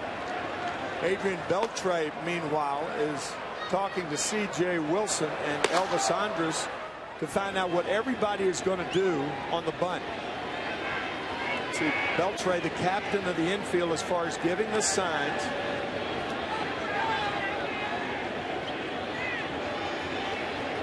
Pitcher has to determine whether the third baseman's going to field the ball or not. For Call, keep in mind, an excellent bunter. About as sure a bunt coming as you're going to ever see, and that's inside ball 1. But the key for Wilson now is to make good pitches, throw strikes. He's missed with 5 in a row. Allen Craig and then Pujols, the next 2 hitters. Call will try to bunt it down the third baseline to make Beltre field the ball.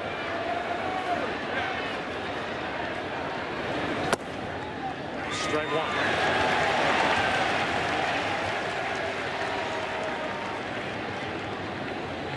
Kyle with a bunt base hit his last time up. He lined out. Hit a scorcher to third his first time.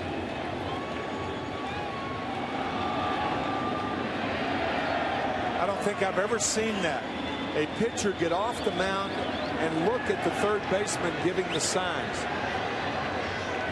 Normally pitchers are oblivious to signs like that. And a good bunt. Nobody's at third. Beltre looked over there and gets the out at first. I think he was expecting Elvis Andrus to be at third base, and Andrus was at second. I believe that was the rotation play. Watch Beltre when he feels the ball. The bunt was down the third baseline. Beltre looking at third. Nobody there. Has to go to first. I think Beltre had the sign, but Andrus didn't. Now the infield has to come in with Alan Craig at the plate. Second and third, one out.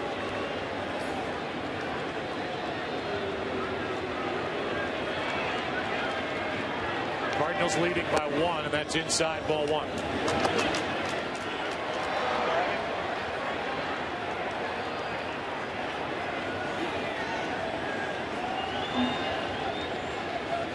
Craig, during the regular season, he played for a while with a sore knee, had a broken kneecap, drove home 40. Tried to launch that one. 1 ball, 1 strike. Right now, C.J. Wilson is pitching to stay in the game here in the 5th. Because if Alan Craig walks, there is no way Wilson stays in the game to pitch to Pujols with the bases loaded and 1 out. That's why Feldman, the right-hander, is getting loose. Right.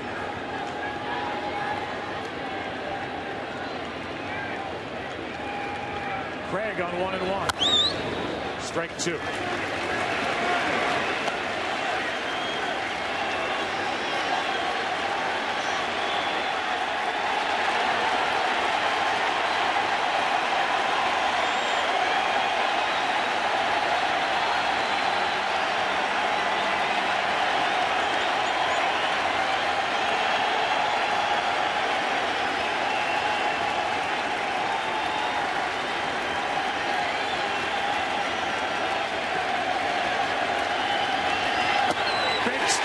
For C.J. Wilson.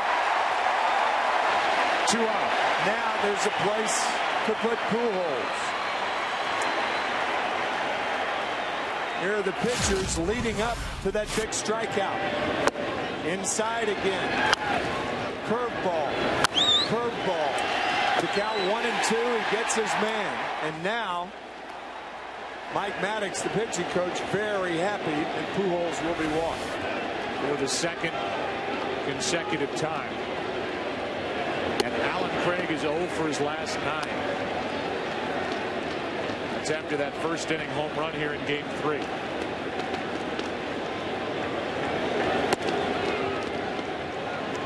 It's often said, Joe, that the big hitters in the lineup have to be protected. And rarely do people talk about the player hitting before the big hitter. There's a lot of pressure on a young hitter like Alan Craig hitting in front of Pujols, because pitchers are really going to endeavor to get them out. I mean, give them their best stuff. No mistakes. So there's a certain amount of pressure to guys who hit in front of the big hitters. Here's Matt Holliday. Pressure is on him. Pressure is on C.J. Wilson. Holliday bounced into a double play.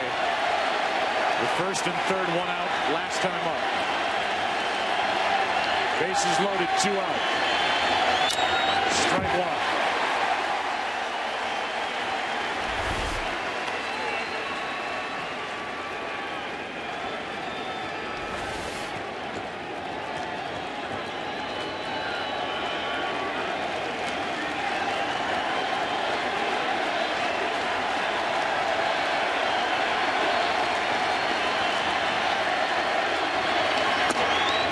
Another one up. Holliday lays off, and it's 1-1.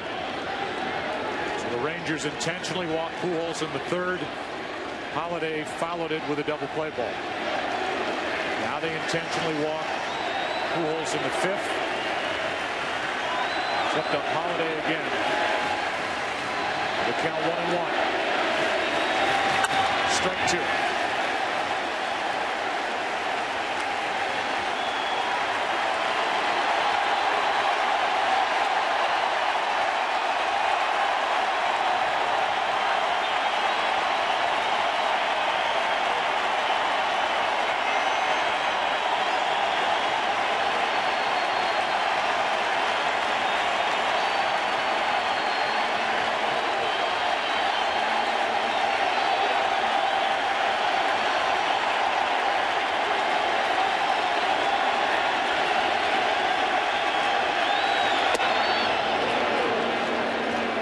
Too amped up on that 1-2 pitch, 2-2. Spinning like a top on that right foot was C.J. Wilson.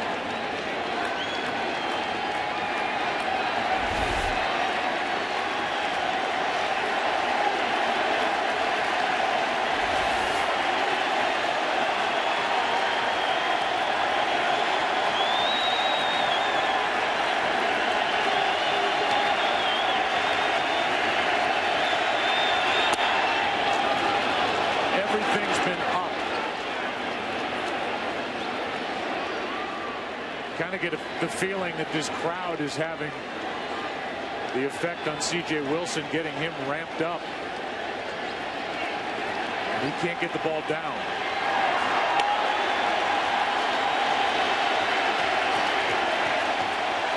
Here you go, bases loaded, 2 out, 3-2 the count.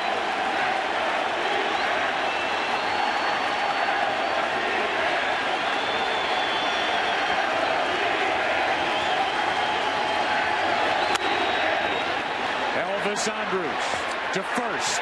Wilson out of trouble. A hit, 2 walks.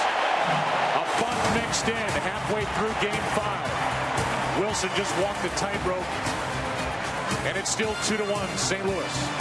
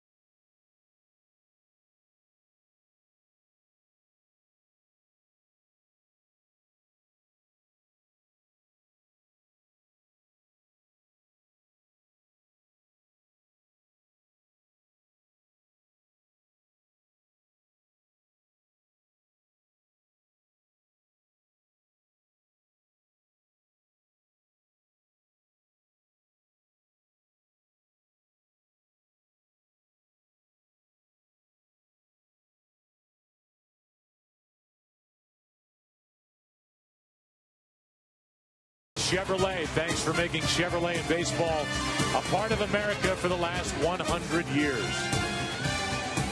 Major League Baseball is proud to support Habitat for Humanity. Visit www.habitat.org to learn how you can get involved today.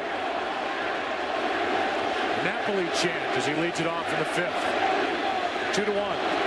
St. Louis out in front. Strike one.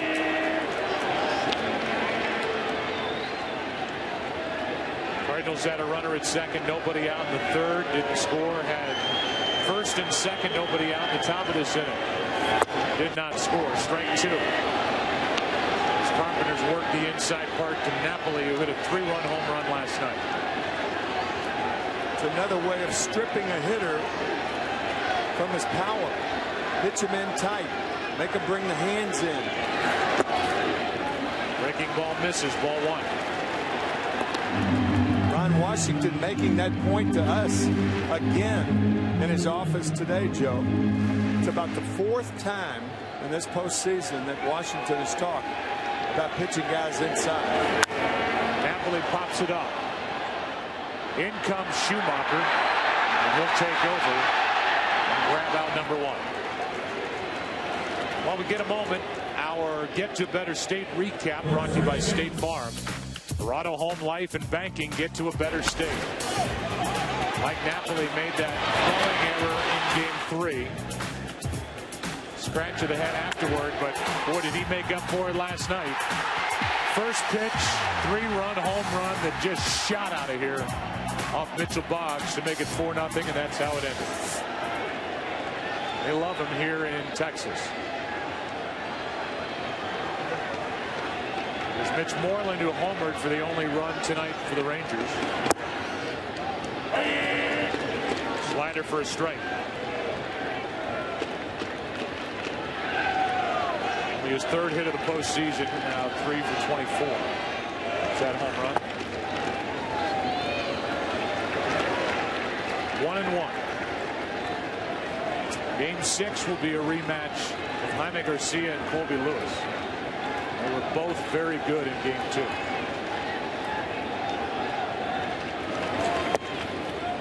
On the corner, strike 2. There's that curveball to a left-handed batter, and a left-hander will give up on it. Mitch Moreland thought it was outside, but the Cardinals got the call. And now Moreland's in the hole.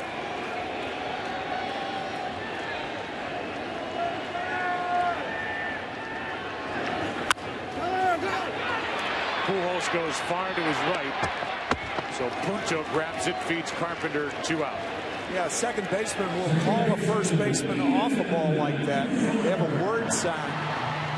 When the first baseman's away from the bag, it's an easier play for the second baseman. Pujols over, word sign, gets out of the way. The 4-1 put out.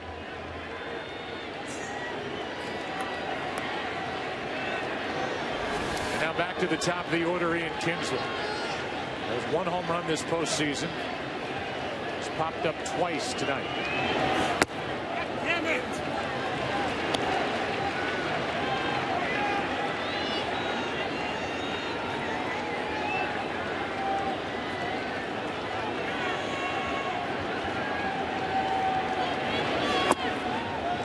Strike 1.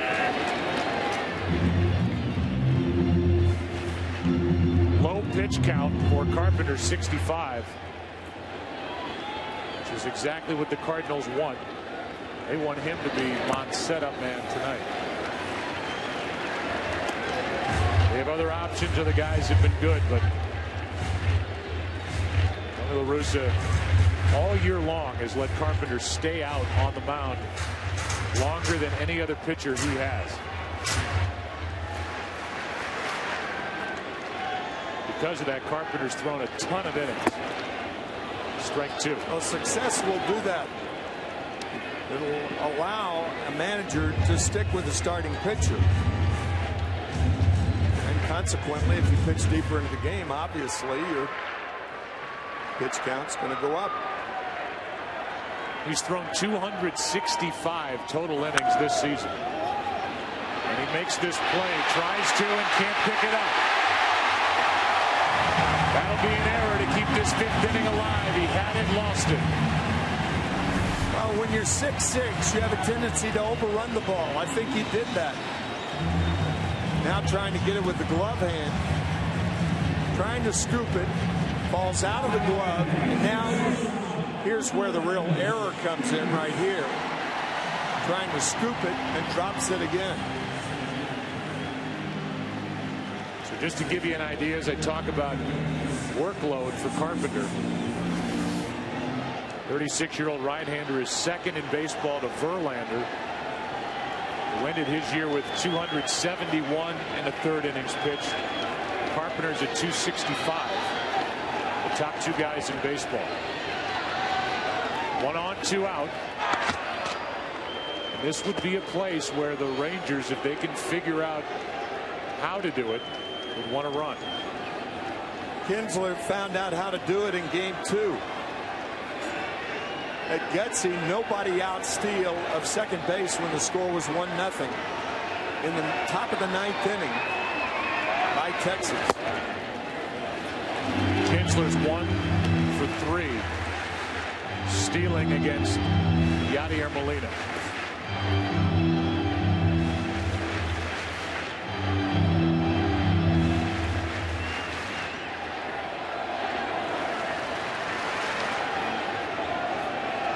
Elvis Andrus takes a strike, and it's 1-1. Carpenter makes the error. He has to deal with Andrus with Josh Hamilton on deck. 2 out.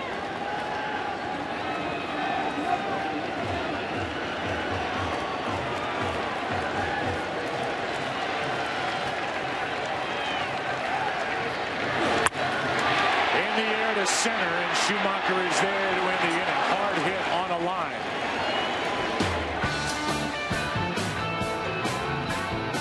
Young and old having fun in Arlington.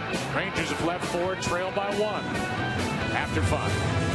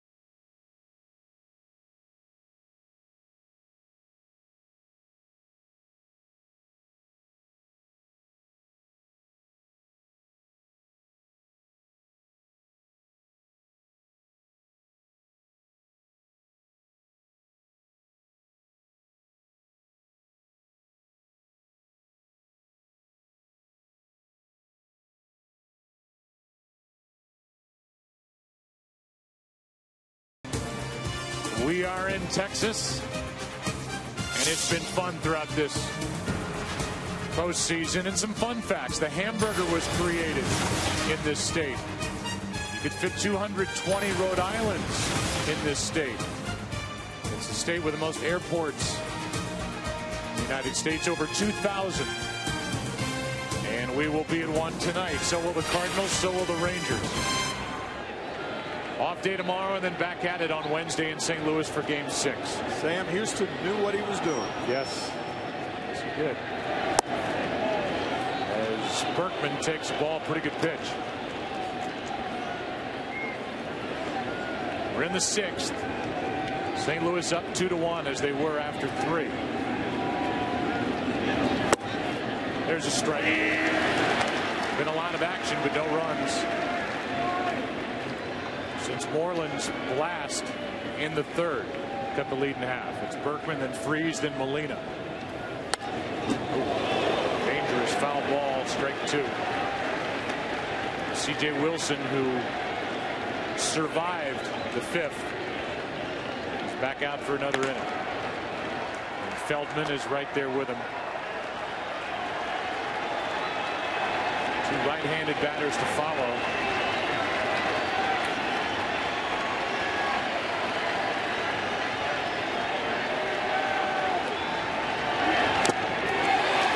Is out number 1, and that strikeout starts the 6th.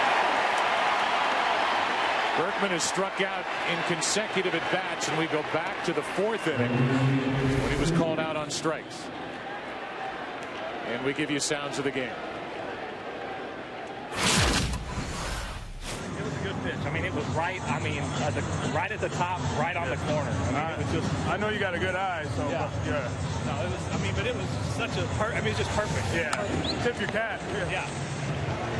And I think that's after Berkman maybe went in and looked at a replay. He's the DH. He's got time. Sure. The pitch that got him back in the 4th, and now he strikes out to start the 6th. David Freese steps in. You have 8 hitters to find out where the pitch was. Berkman, who told La Russa, and Tony gave him the option of playing the outfield or DHing. He said, I'm used to DHing during interleague play, so let Alan Craig get into the flow of the game and play the outfield, as he's done in every game here in Texas. 2-1 on David Freese. 4 home runs this postseason. That's a base hit into left, and David Freese is on with 1 out here in the 6th. It'll bring in Yadier Molina. You may remember when Yadier Molina drove in the first run and went to first base and went about halfway. There is no reason for a hitter who gets a single to left field to not take a wide turn at first base. The reason? No left fielder on a base hit to left field has thrown out a runner rounding first, throwing behind him in 5 years. 5 years. That's a good one. It is a good one. You were excited to get that one. Oh, I'm telling you, 5 years. Feldman comes in, and while the Rangers switch pitchers, Tim Genio invites you to switch to Turkey. 1 on, 1 out in the 6th.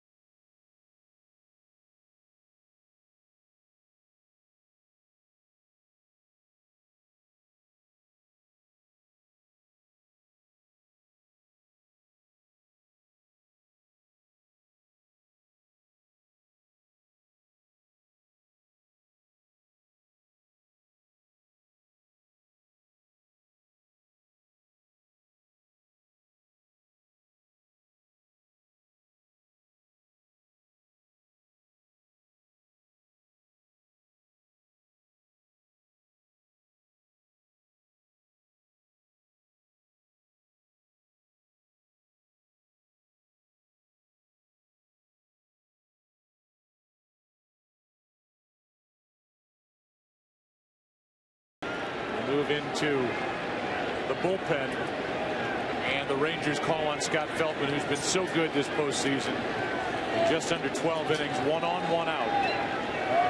Yadier Molina is his first opponent. Feldman, who was born in Hawaii, lives in California. C.J. Wilson cannot get that first postseason win here tonight. He has 1 in his career. He's 0-3 during the postseason here in 2011. Won a division series game last year. 1 on, 1 out. Strike 1 on the outside corner to Molina.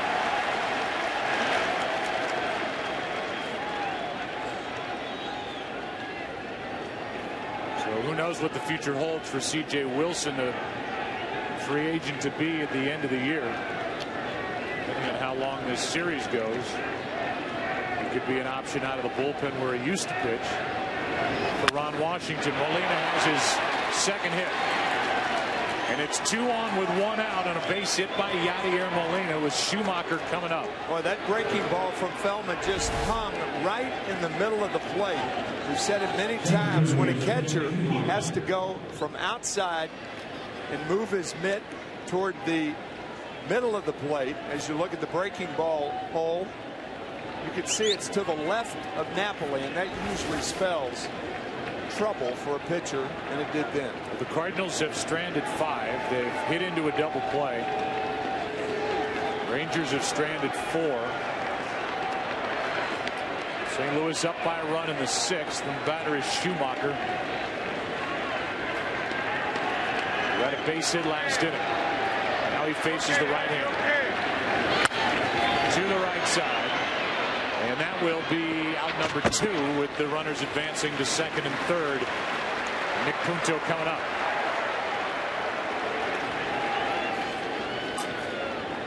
Schumacher shaking his head, going back to the dugout. It's up to Punto, who does not have an RBI in this World Series.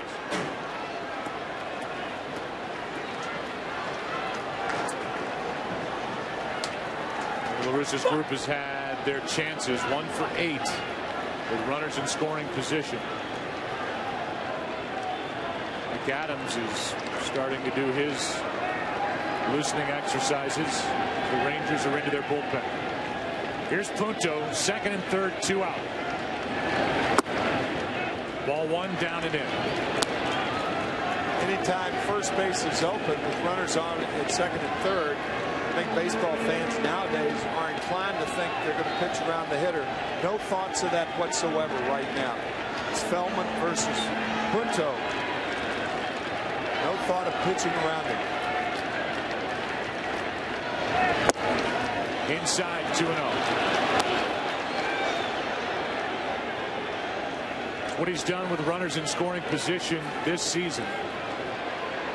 He got the nod tonight with Theriot starting on the bench.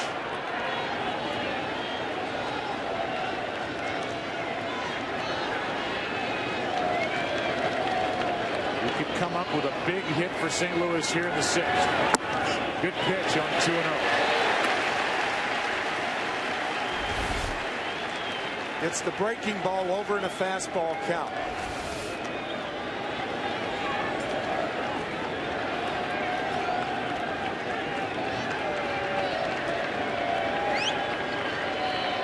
Freeze with a 1-out hit, chased C.J. Wilson. And Molina got a hit. Now with 2 outs, strike 2.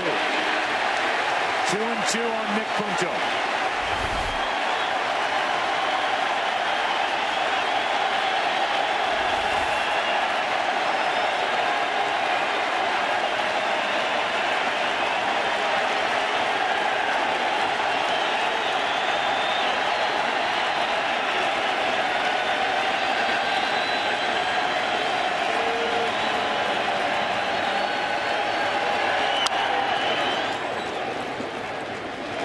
Fouls it back.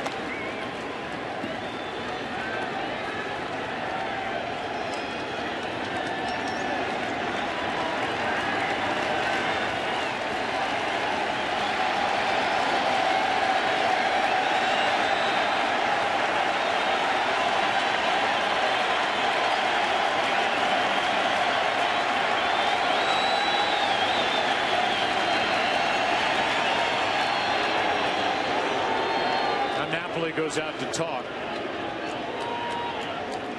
With his counterpart, Yadier Molina, out at second base. Runners at second and third for St. Louis, 2 out.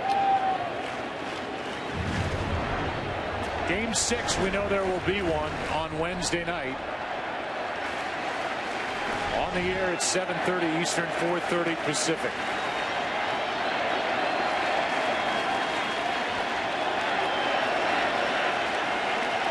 Series even at 2 games apiece. Good tight game 5.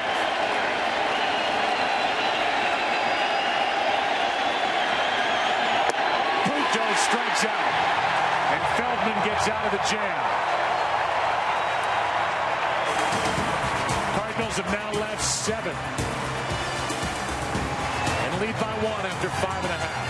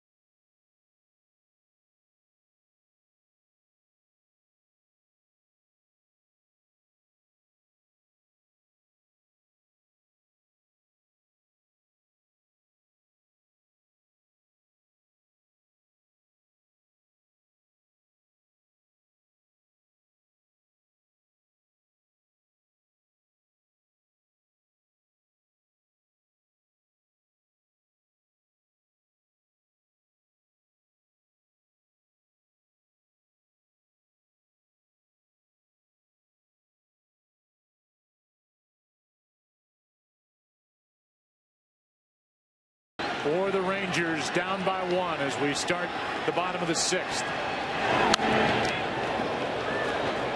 The Cardinals have had one opportunity after another. Carpenter has had to battle. Now he deals with Hamilton, who's been on base twice. He has walked, he has singled. Michael Young next, and then Adrian Beltre. Curveball drops in for a strike, and it's 0-2. Big strike zone tonight from Ted Barrett. Got to really wait on that breaking ball outside the left-handed batters.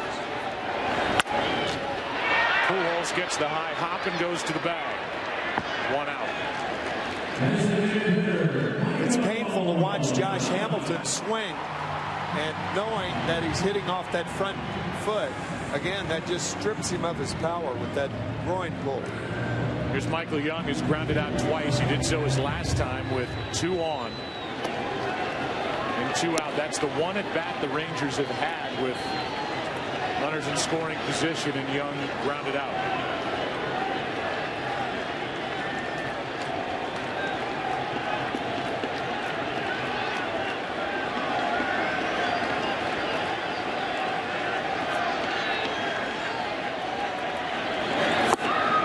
Big swing by Young, strike one. I don't think I've seen Carpenter throw that curveball as much as he has tonight.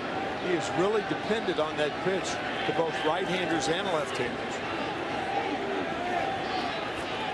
Cardinals 1 for 9 with runners in scoring position tonight with the bats. Rangers 0 for 1. Ball and a strike.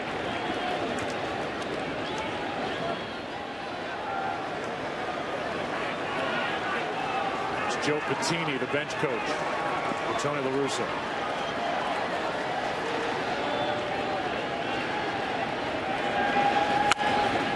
Off the end of the bat, and Carpenter has kept these Ranger hitters off balance all night. The Geico in-game box score for the Rangers. Only 3 hits. 1 for Elvis Andrus, who's hit the ball hard a couple of times. A single for Josh Hamilton, and that blast of a home run into right. Midway up the upper deck by Mitch Moreland in the 3rd made it 2-1, and it's still 2-1.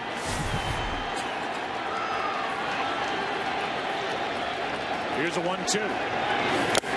Strikeout number 3. And he blew a 94-mile-per-hour fastball by Michael Young, 2 out. After throwing Young 2 breaking balls on the first 2 pitches. That's a 2-seam fastball riding in on the right-handed hitter. Bases are empty for Adrian Beltre. Cardinals in the 7th will have the top of the order. Rangers having the heart of their order to the plate here. Strike 1 to Beltre.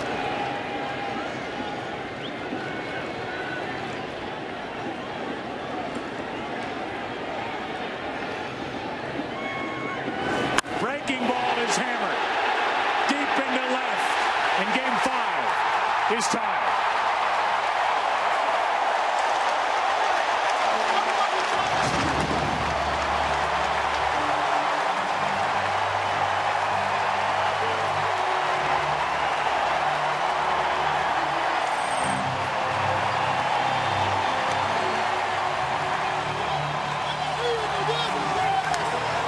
Talked about being on his knee for some curveballs. Tie game.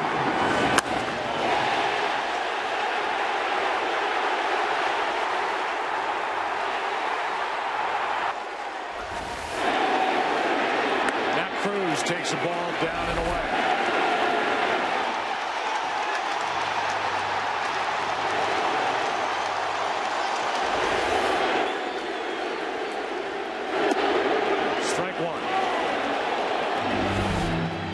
Washington kidding at the press conference last night, saying that he told Derek Holland to get on his knees if he wanted to stay in the game. Well, he didn't have to tell Adrian Beltre that. Here's a 1-1, strike 2. And that foul tip caught a lot of Yadier Molina. So 2 home runs for the Rangers. Moreland and Beltre, and it's a 2-2 game. I think Beltre only does that on breaking balls as he kind of follows that pitch going down, down, down. Base hit up the middle. Fastball from Carpenter and Nelson Cruz. Knocked it right back into center. Watch him follow the breaking ball down.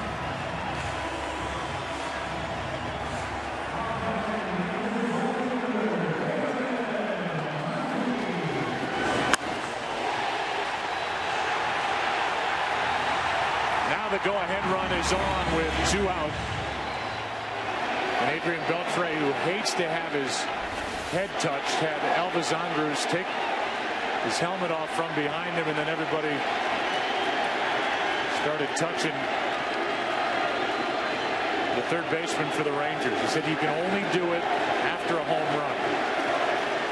But otherwise, stay out of my hair. Literally. Murphy at the plate 0 for 2.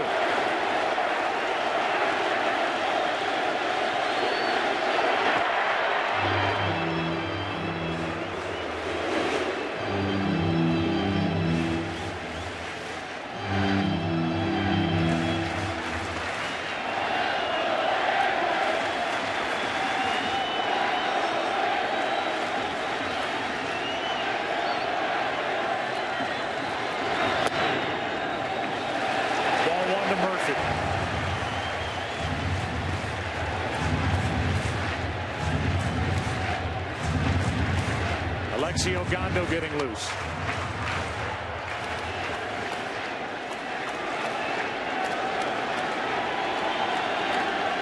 Here's a 1-0. Base hit into right center. Cruz will turn and go. First and third, 2 out.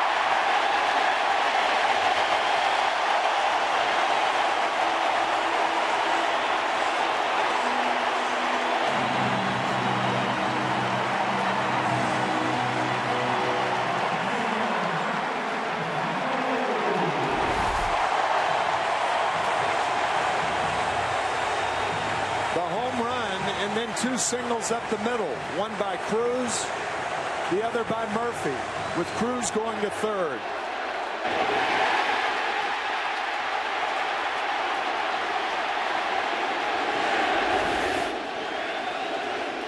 Napoli will be the hitter. He has struck out, flied out. Carpenter's made some good pitches to Napoli tonight. He did back in his first at bat. He gets a visit from Dave Duncan trying to slow it down. A 2-out rally, a homer, 2 singles. So all this with the first 2 retired. And Octavio Dotel gets loose here in the 6th.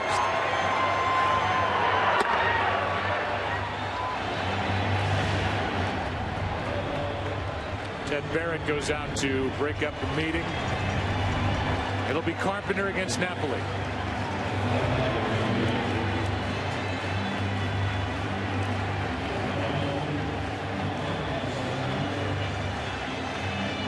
Only 2 catchers in World Series history have hit 3 or more home runs in a series. Gene Tennis, Oakland Athletic, and Yogi Berra. Napoli has 2.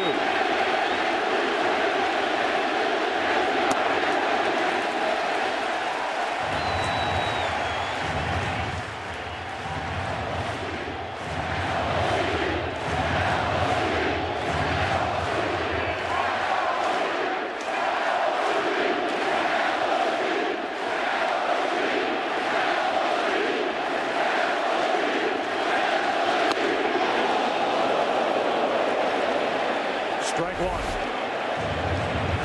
Even the count to Napoli. That was Arthur Rhodes up and throwing the left-hander. Tony La Russa giving himself the option.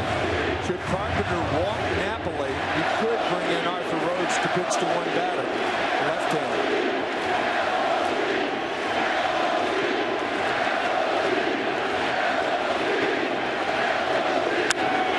In the air to center.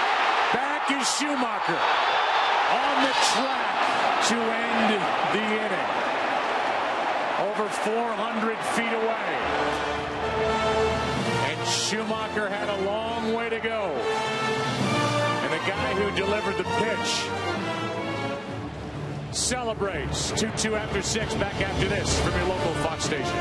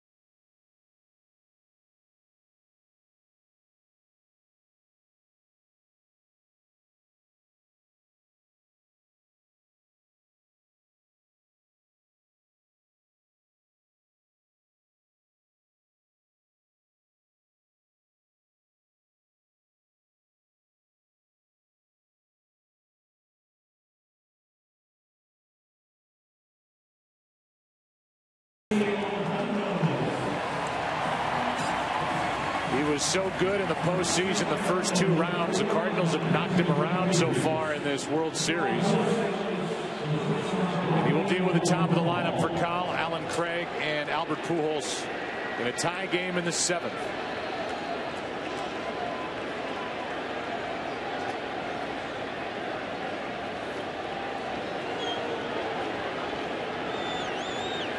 Cal has a hit tonight, also a sacrifice.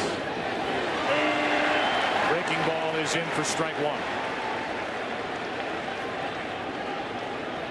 C.J. Wilson is off the hook.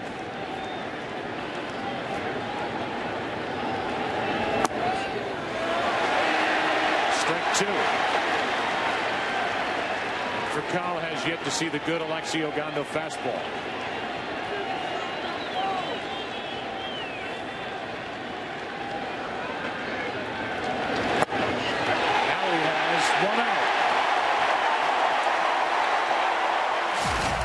Sherlock Holmes 2 game summary. Missed chances for the Cardinals to add on to a lead. The double play hit into by Holiday.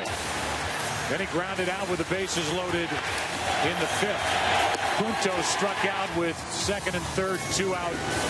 And then Beltre down on a knee, hit a breaking ball out to tie it last half inning.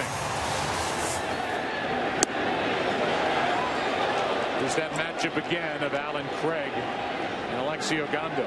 Slider missed for ball 1. Craig struck out. His last time up, now he fouls it. And will get out of play. Allen Craig struck out. The 2nd and 3rd, 1 out in the 5th. Is the rest of the game summary. Molina and Schumacher RBIs in the 2nd. The Rangers have 2 home runs. Carpenter is still in the game at the moment. The Cardinals, that bottom line is something they'll be thinking about a lot. If they don't win game 5, 1 for 9 with runners in scoring position tonight. The 1-1.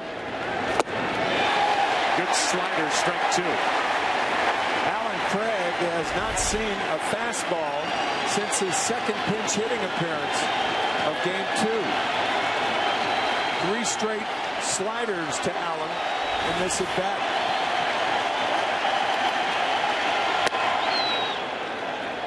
That fastball missed. And it's 2-2. On deck is Pujols. For the last time he faced Alexi Ogando, hit a mammoth home run. Ball 3. So up high with a fastball, the slider misses, full count.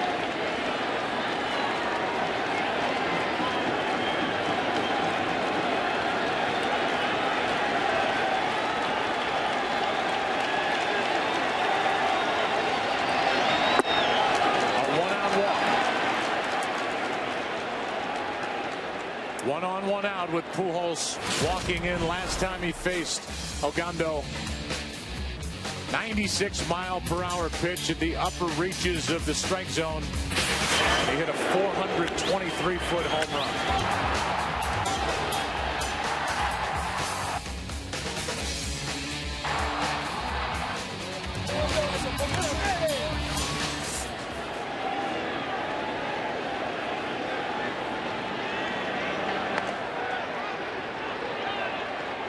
One thing you can't do as a middle reliever in a tight ball game, or a starter for that matter, is go away from your best pitch.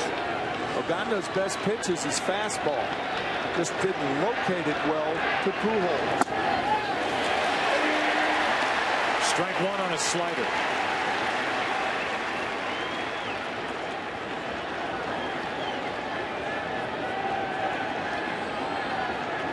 Two in the 7th. Go ahead, run at first, 1 out. There goes Craig. Pitches high, throw down for the out. 2 out.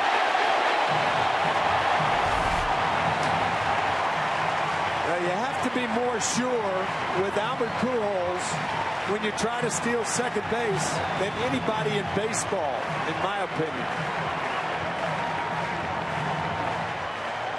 I mean, for the most part, when you're at first base, you're in scoring position with Pujols up there. No need to try to get to second. They're going to walk him anyway. And now with 2 out and nobody on, the walk. Something happened. You see Alan Craig talking to Tony La Russa in the dugout. Allen stole 5 bases without being caught during the season. But running in front of Pujols is a no-no. Unless you're absolutely sure. And even in those circumstances, why run? Because, again, you're in scoring position at first base. 3rd consecutive intentional walk to Pujols. And Matt Holliday, who has missed opportunities. 1st and 3rd, 1 out, hit into a double play in the 3rd. Bases loaded in the 5th. 2 out, he grounded out. After an intentional walk to Pujols, Holliday during this postseason is 0 for 6. He has another chance here.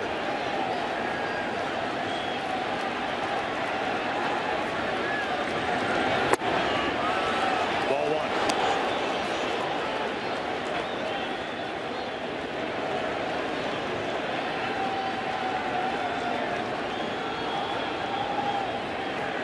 That will be an early question for Tony La Russa after this game, the Alan Craig attempted steal. You know, guys from first base do have the option with aggressive managers, and some managers will give a third base coach a no steal. In other words, under no circumstances do you try to steal. But something happened that was askew when Alan Craig ran.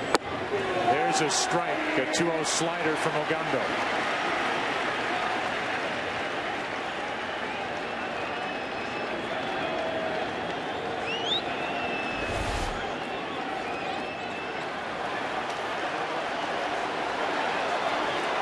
There's a conversation in the dugout as Holliday takes ball 3. Dangerous switch hitter and Lance Berkman on deck.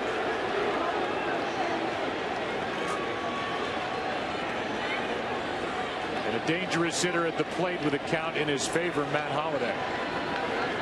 1 on, 2 out, and a check on Pujols. He gets back.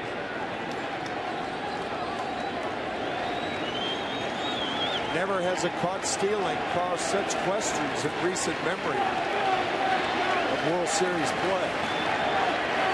3-1. Full count.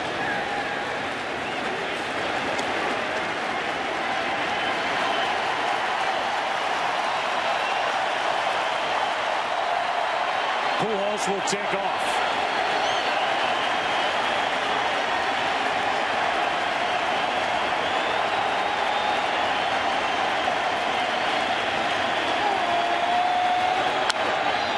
Good rip.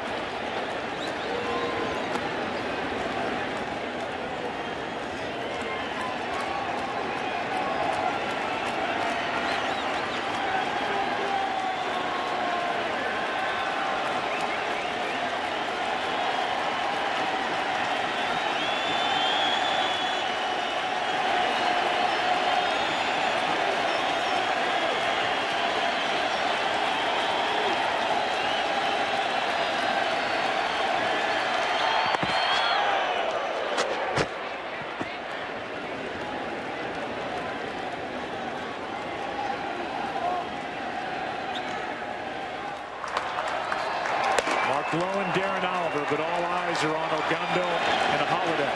Runner goes. And a line drive is a hit into left center. Pujols will dig for 3rd. They will bring him to the plate and now hold late.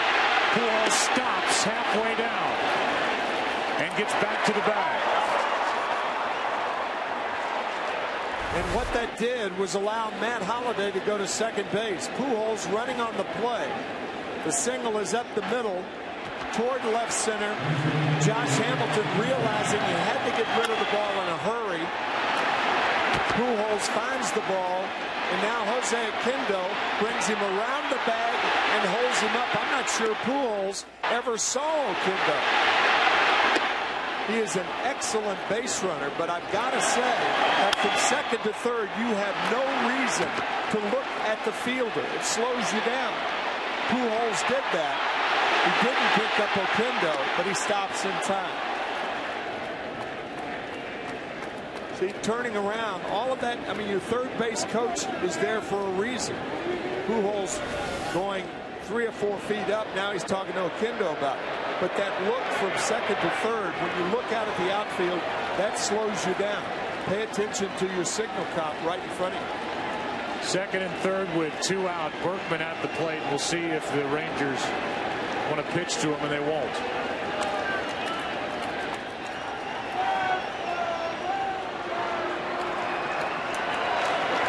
It's going to be up to David Freese. That's the advantage of Matt Holliday taking second base. He really took 2 bases then, because he's on second, and now they have to pitch around Berkman.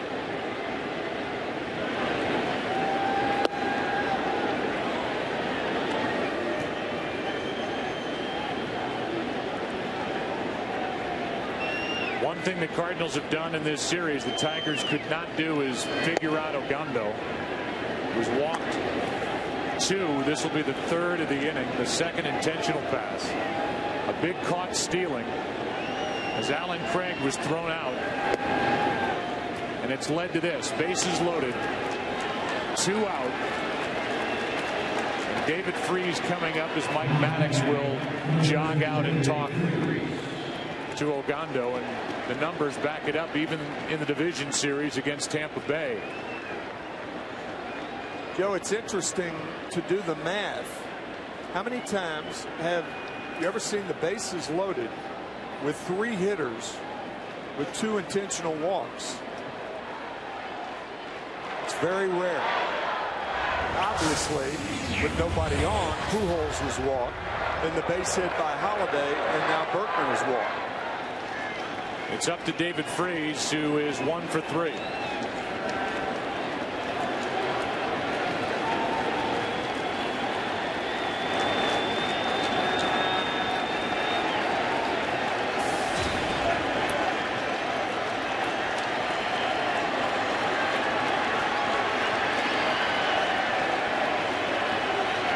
David Freese, 1 for 3.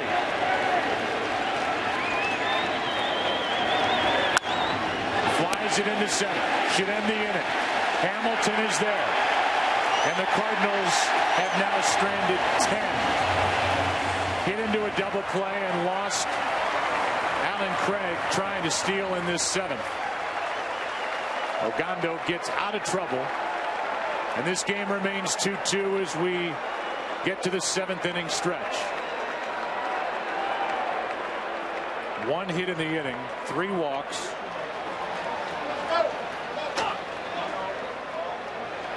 And in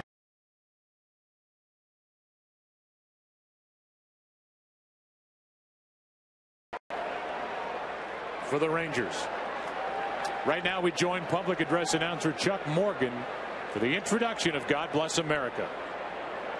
And now, ladies and gentlemen, we ask you to please rise. On behalf of United States military families around the world, we invite you to join in singing God Bless America with Molly Corbett, wife of Air Force Technical Sergeant Charles Corbett. God bless America, land that I love. Stand beside her and guide her through the night with the light from above, from the mountains to the prairies, to the oceans, white with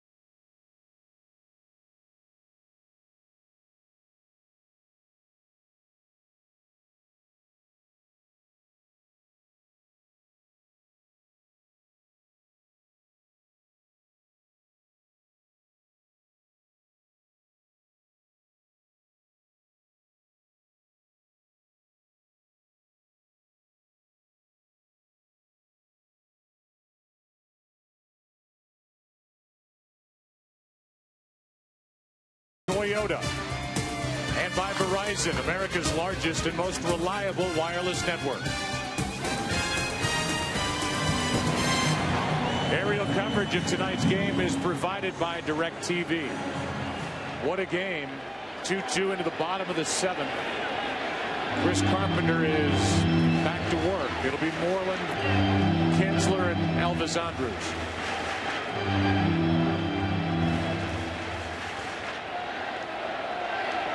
Carpenter pitched around back-to-back hits after the home run by Beltre last inning.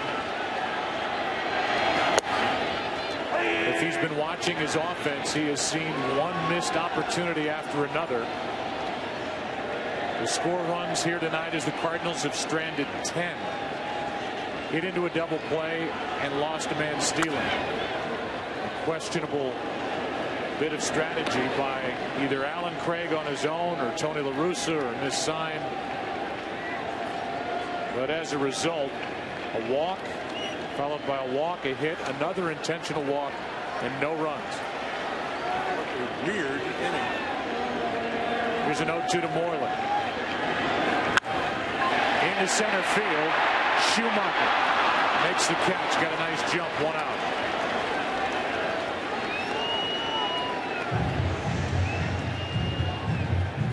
This December, two of the most storied conferences in college football culminate their seasons with two epic championship games for the first time in their history. Fox Sports will bring them to you back-to-back nights. Pac-12 championship game Friday, December 2nd. Big Ten championship game Saturday, December 3rd. Both games are only on Fox. Here's Kinsler, 0 for 3. Ball one.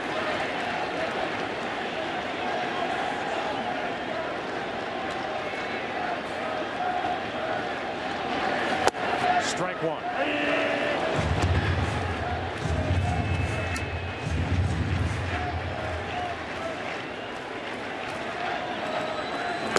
Ball 2. Cardinals are in that no doubles defense. That's in a tie game from the 7th inning on. The outfielders are playing deeper than they normally would. 3 balls and a strike.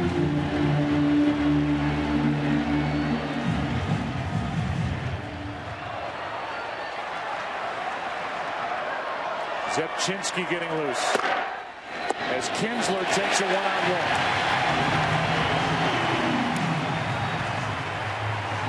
Just the second walk issued by Carpenter tonight.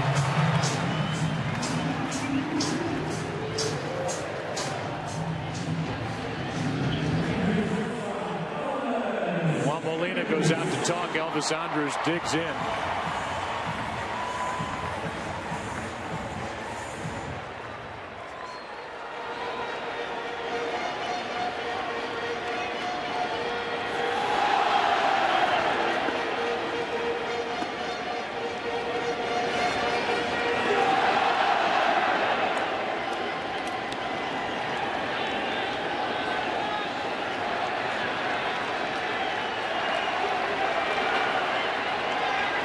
Kinsler reached on an error in the 5th.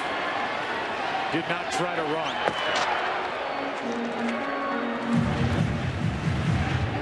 As we mentioned then, he is 1 for 3 in this World Series, trying to steal a base on Yadier Molina.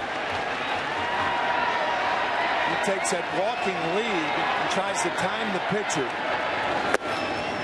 Strike 1 on Andrus. The best percentage in the American League, as Kinsler had 30 stolen bases in 34 tries. He is an excellent base runner, the best on the Rangers.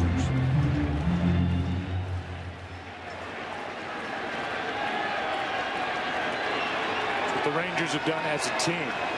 Percentage is down from the regular season. That's strike 2 and a throwdown on Kinsler gets back.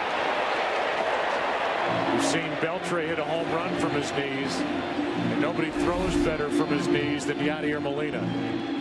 What he can do is unbelievable.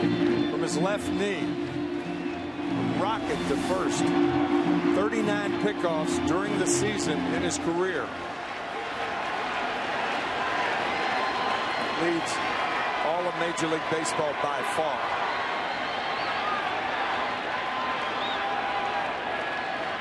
Oh, 2. Andrus chased it, 2 out, and strikeout number 4. Good slider way off the plate. Playing on the aggressiveness of Andrus. Ball's about 6 inches outside. Good pitch by Carpenter. Right at 100, and now Carpenter deals with Josh Hamilton. He's not homered this postseason. Playing with a sore left groin, he's 1 for 2 tonight.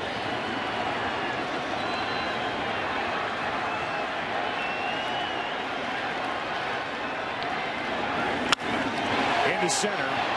Schumacher is there, and Carpenter has pitched through 7. Molina, Schumacher, Punto coming up. Images from Game 5, which is a beauty. 2-2 into the 8th.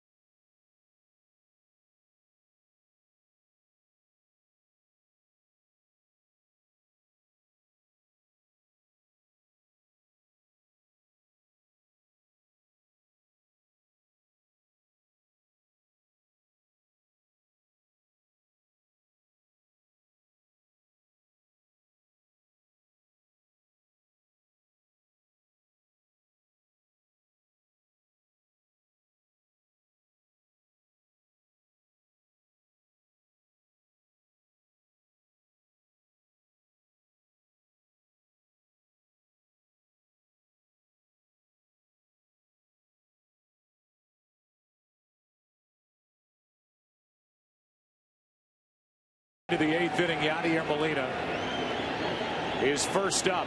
Ogando walked 3, 2 intentionally. Last inning, allowed 1 hit, but then got David Freese with the bases loaded to end the threat. Oliver and Adams.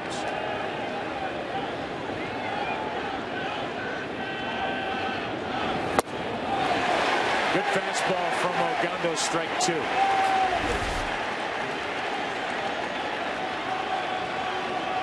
Molina's had a nice night, 2 hits and RBI.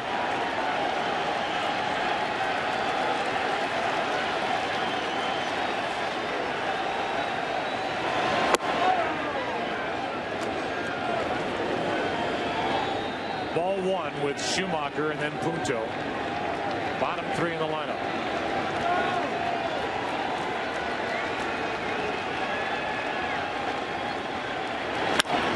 Molina checks on Andrus from the hole. Safe. And Molina's got his 3rd hit of the night. Andrus jumping. I think with Molina running, Elvis could have planted and thrown a strike. When he jumps, he throws the ball in the dirt. The in-between hop, Moreland couldn't come up with it. And now Ron Washington is going to come out. He's got the lefty Oliver. The Cardinals have Terrio on their bench. Moreland couldn't dig out that throw, and that's going to be it for Ogando. So Ogando gives up the infield hit. Oliver's coming in out of the pen. Schumacher, the scheduled hitter. Strategy here in the 8th of a 2-2 game, game 5.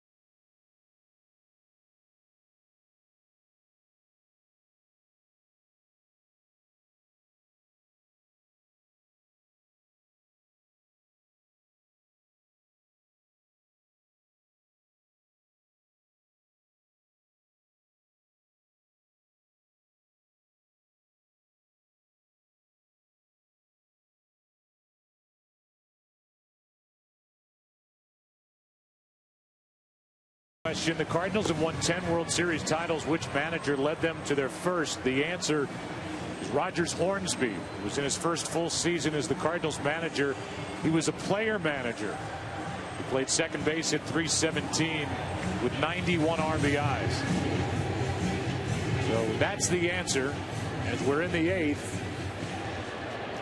Runner at first, nobody out.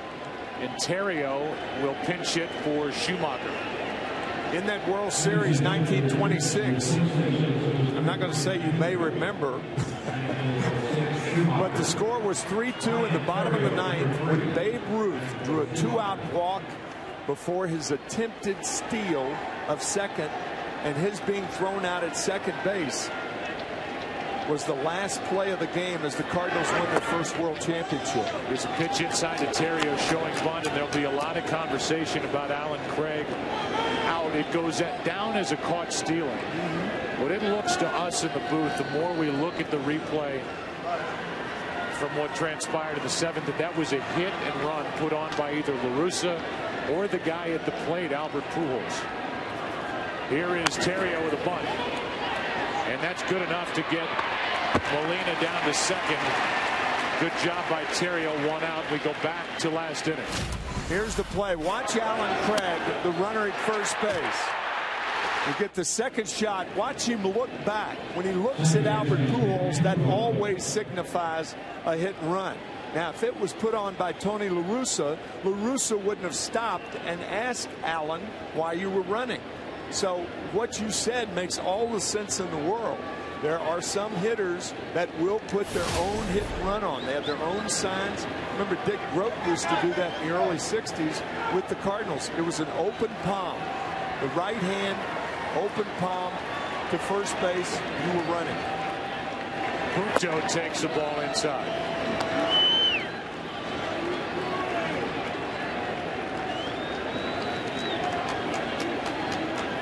Yadier Molina does not run well. He's at second, the go-ahead run. 1 out in a tie game in the 8th. Punto, who struck out with runners on at second and third in the 6th inning against the reliever Feldman on a breaking ball.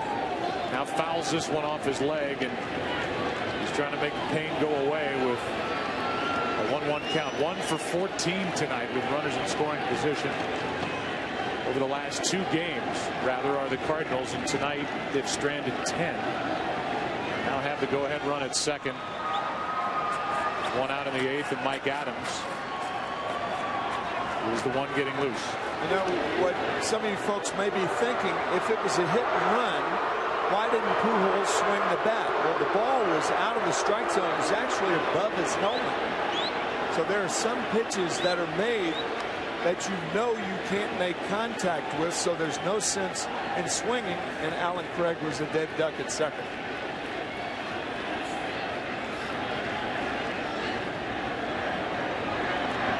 Punto with a runner at second, fouls it back, strike 2. Piecing that video together, it's our opinion that Pujols put on the hit and run. And that strange play last inning in the 7th. We'll all find out after the game. 1-2. Got him on the outside corner, 2 out.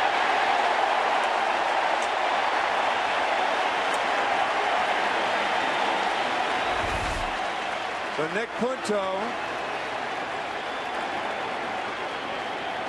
takes a cutter on the outside part of the plate, just there.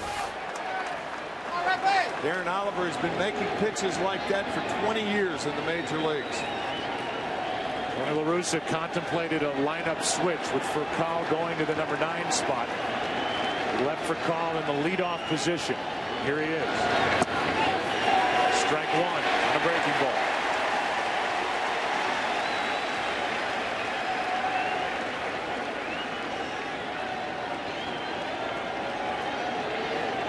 Furcal has a bunt hit in this game. No RBIs in this World Series.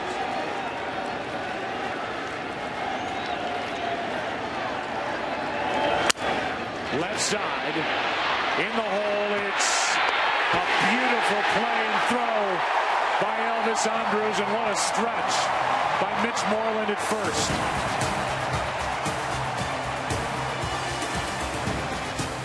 What a game in Game 5.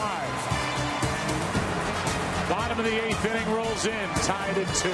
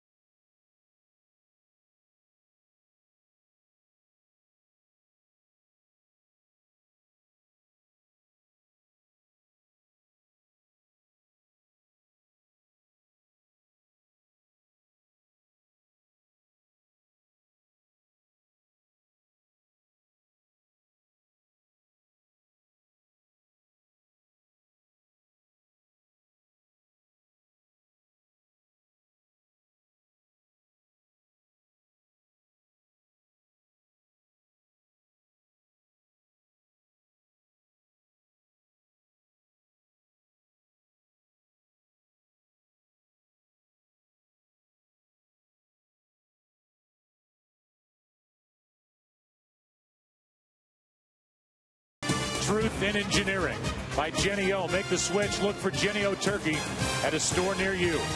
And by State Farm for auto, home, life, and banking. Get to a better state.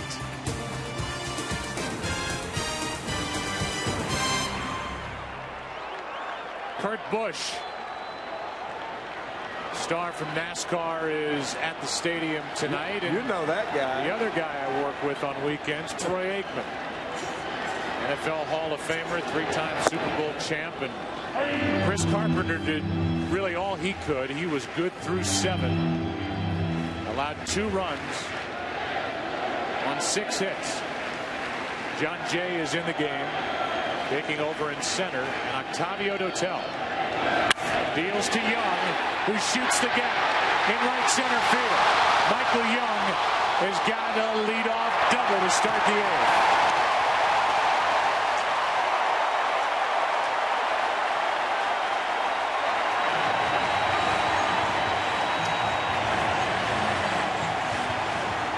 John Jay is in for defense, replacing Ryan Theriot. He's playing toward right center field, but Michael Young hit it so hard it didn't matter. Leadoff double here in the 8th by Michael Young.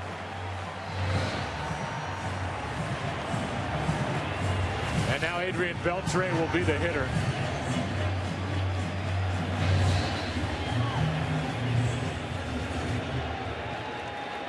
Yadier Molina walks out to talk to Dotel. I think the odds are against a bunt in this situation. I mean, Beltre hit a homer his last time up. He has good power the other way. He can hit the ground ball the other way. I think the odds are better as you look at Mark Zepchinski warming. I think the odds are better to allow Beltre to hit away here.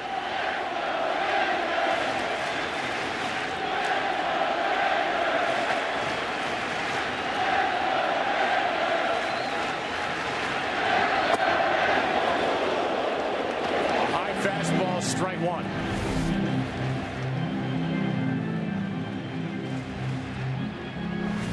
Beltre's swing prior to that was the game-tying home run on a curveball from Carpenter back in the 6th.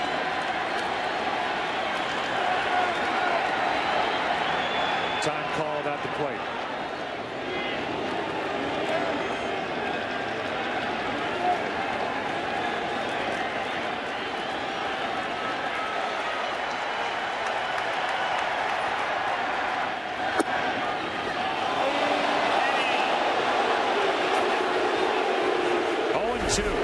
Beltre thought this slider was high. They've had a point. Last sacrifice for Beltre, by the way, was back in 2006 when he played third for the Seattle Mariners. Go ahead, run at second. Nobody out until now. High heat, 95-mile-per-hour fastball, 1 away. And a big strikeout for Dotel. Well, 2 strikes sandwiched by a called strike. All 3 balls out of the strike zone.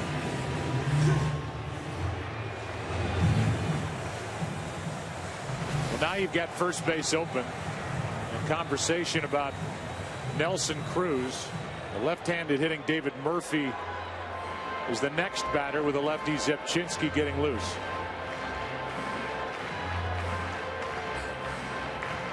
We'll see if the Cardinals pitch to Nelson Cruz.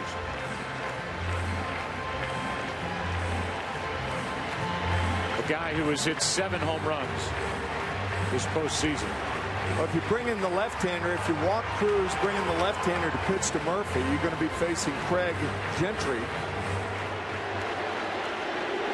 And they're going to walk Cruz. I think your odds are better to walk Cruz and pitch to the pinch hitter after bringing in Zepchinski.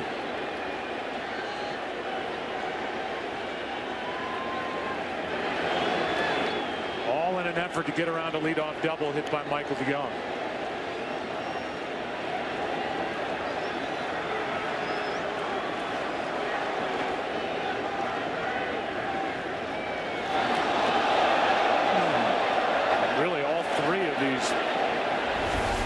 conventional walk pitches have been just lobbed to the plate by Dotel. That could have been disaster. And this one, a guy who throws 95 is just lobbing it to the plate to put 2 on with 1 out. And that'll bring in Zepchinski. And we'll see if it's Murphy or Gentry or Torey Alba. All possibilities. As the young left-hander Mark Zepchinski will enter here in the 8th of Game 5.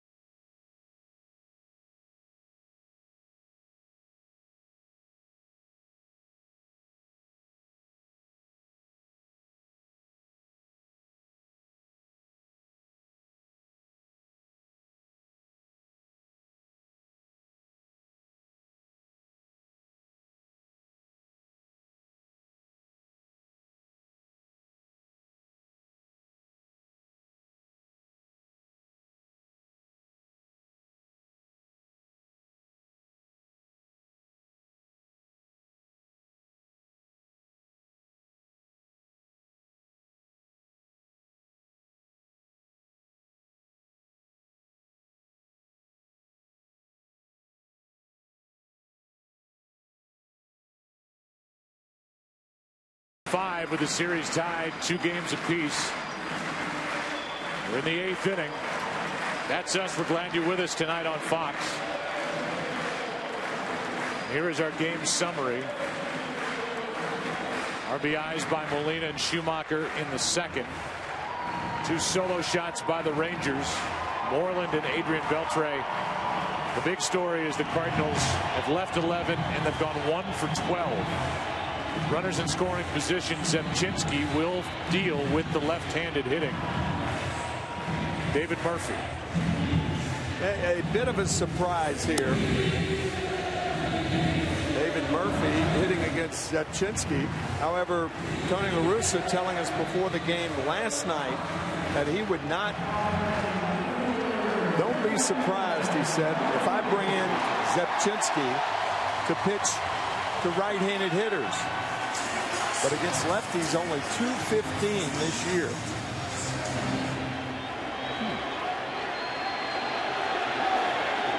So no Craig Gentry, no Torey Alba.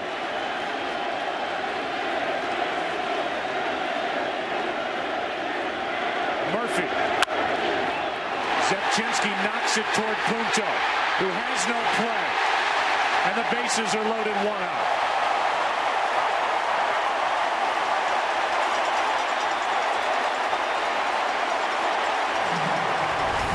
The ball was not hit hard enough for a double play. However, if it gets by Zepchinski, then you at least get the runner at second base, I think. But because it hit Zepchinski, Punto can't come up with it. An infield hit for Murphy.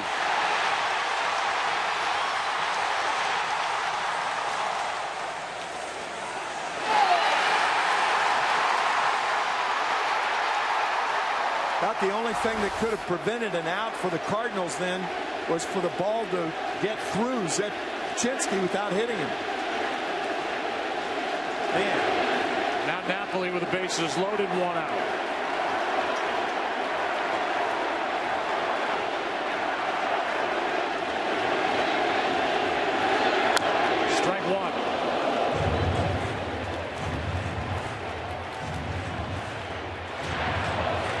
Michael Young led off with a double. Intentional walk to Cruz. And the infield hit by David Murphy.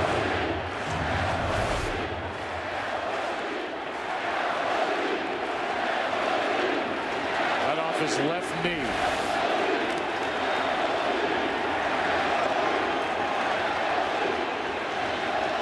Feliz getting loose. Time call.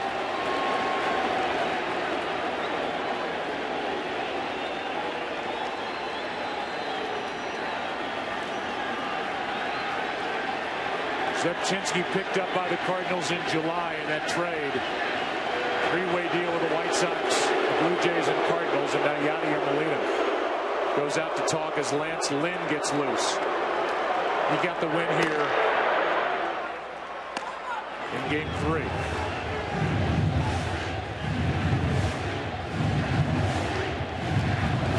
Zepchinski has faced 3 right-handed batters for the Rangers in his 1 1/3 innings. Make it 1 2/3. He struck them all out.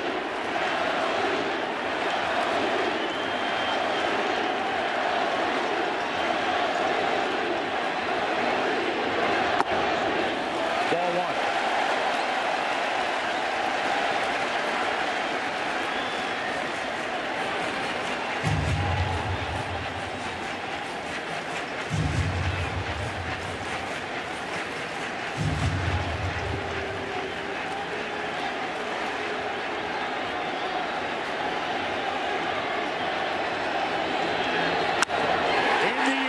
Center field. This ball is down and off the wall. 1 run scores. Young. Here's Cruz. And it's 4-2 Texas in the 8th.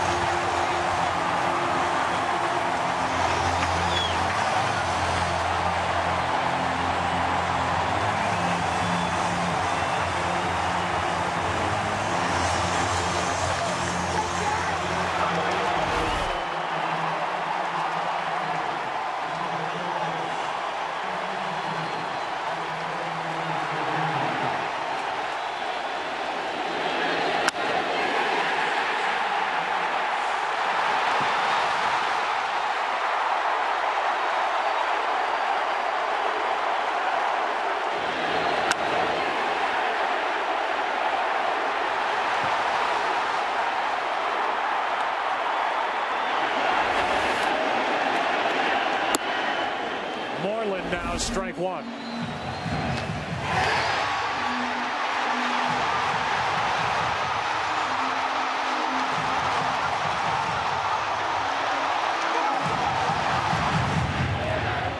And Napoli delivers for Texas what the Cardinals have been waiting for all night. A big hit with runners in scoring position. Greg Gentry takes over as the pinch runner at third. David Murphy, who got that infield hit. It was off the left knee of Zepchinski. Will be replaced both on the bases and then out in the outfield as Gentry will go to center, Hamilton to left. The count's 0-2 on Moreland, who was homered tonight.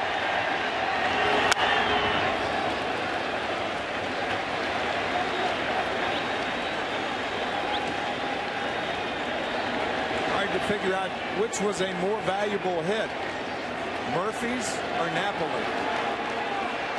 I think equally important.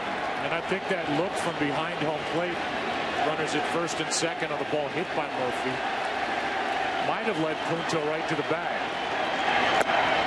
That is a ball outside. You never know how a play's going to wind up. I think it would. I don't think the ball, however, was hit hard enough for a double play. That's the way I saw it, but it's hard to say. Again, if you're there, there's no pivot, no feed.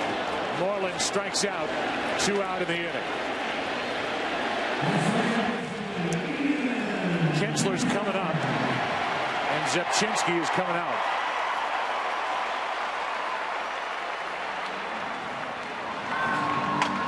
Lance Lynn will enter.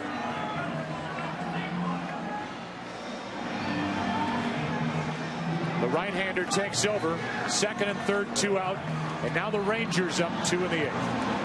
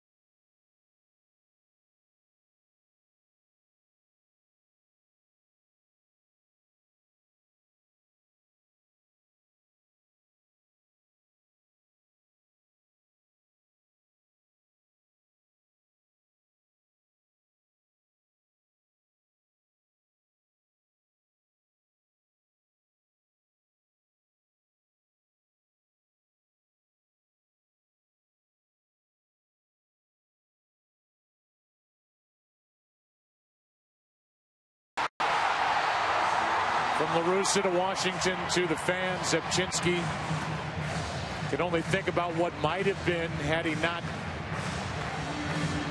touched that ground ball off the bat of David Murphy. And then it's Mike Napoli getting the big 2-run double. Here's that ball up the middle. Watch Puto going toward the bag, either Puto or Furcal. Furcal had the best shot of completing the double play if it was hit hard enough. But the one thing you can't tell a pitcher is don't react. He's just reacting. It's a natural thing to do. You're 55 feet away from home plate. Here's Lance Lynn. They're going to walk Kinsler and pitch to Andrus.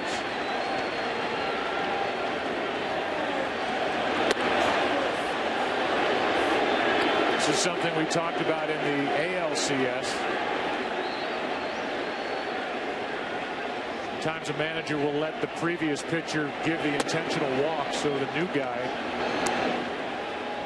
isn't brought in, and the first thing he's asked to do is just lob the ball out of the strike zone. If there's any way to develop bad habits is to come in from the bullpen and throw 4 straight balls. The Cardinals in the 9th inning will have Craig, Pujols, and Holiday. 2, 3, and 4 hitters down by at least 2. And Elvis Andrus will be the 8th man to bat in the inning. Well, here was the strategy. La Russa wanted Lynn to come in for the intentional walk, and now he's going back to his bullpen.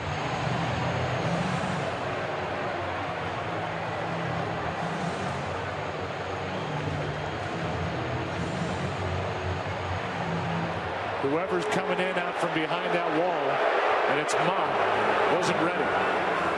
So he bought some time by having Lance Lynn come in and walk Kinsler intentionally. Mott will try to keep it a 2-run game.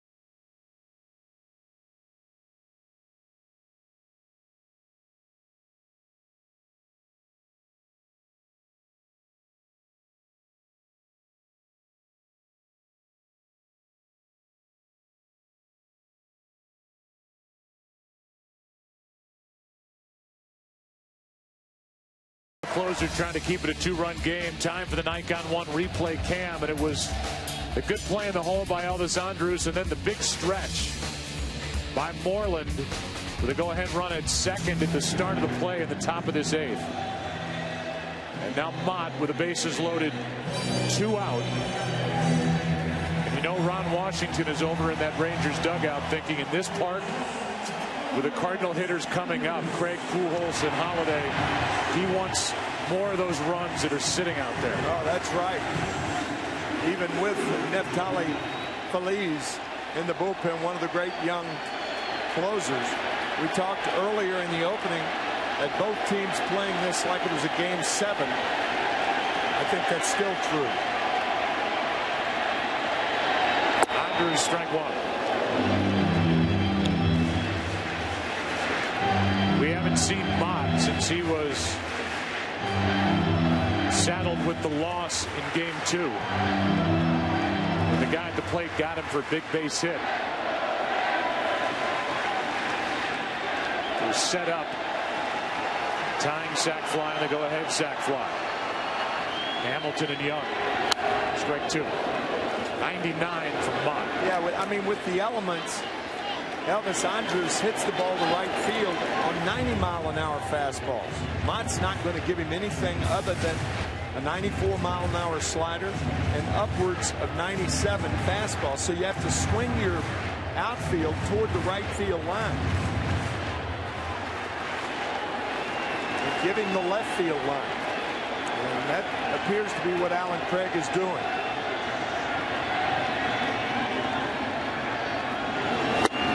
The strikeout ends the bottom of the 8th, but Mike Napoli, who has had a tremendous season and postseason, has put the Rangers on top for the first time all night. The big bats coming up for the Cardinals in the 9th, down by 2.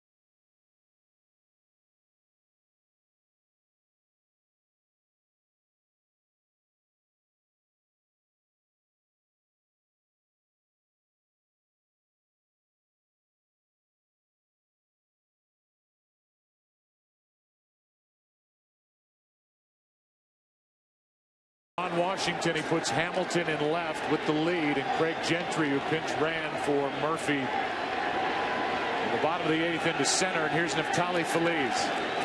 In his postseason career has not blown a save. Alan Craig is first up.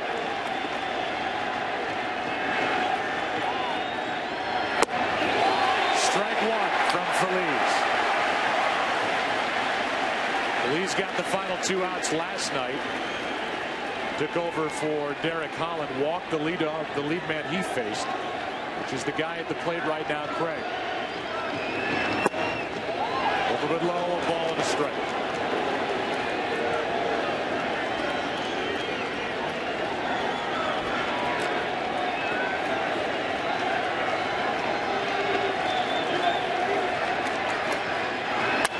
Strike two.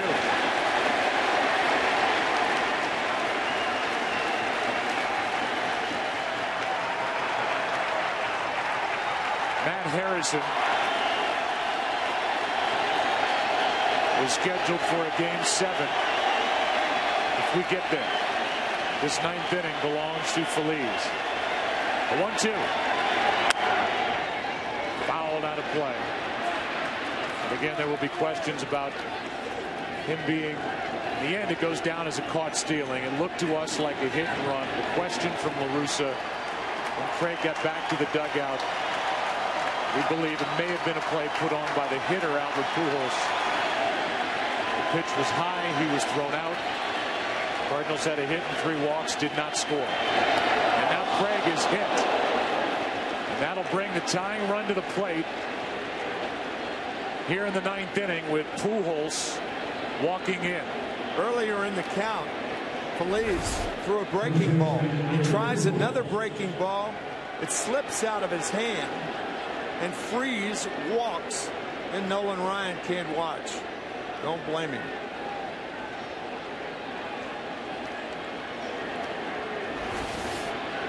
And now Pujols.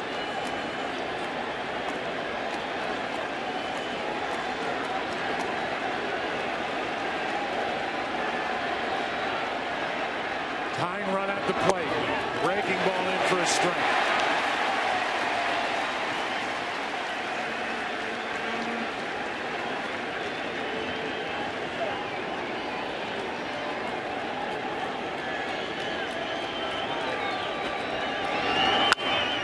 Dangerous foul ball into the seats. Strike 2. The only game Pujols has produced runs, that huge game 3 with his 3-homer night.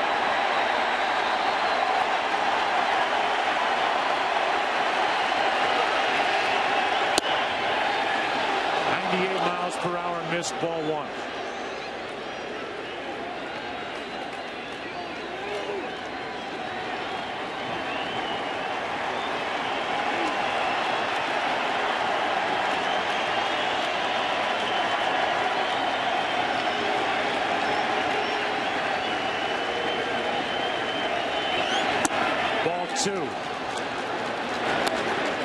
Two curveballs, 2 fastballs, 2-2.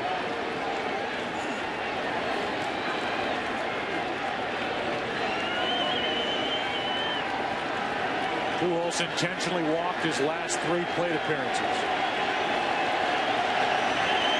Rangers have to pitch to him now.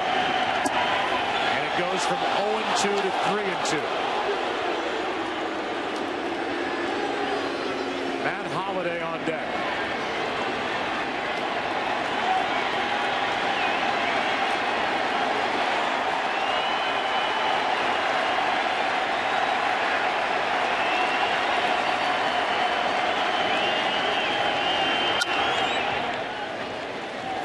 Runner was going, and he'll come back. That's not that risky. Since if the pitch is out of the strike zone, it's ball 4. And Pujols makes enough contact to warrant sending Craig in this spot.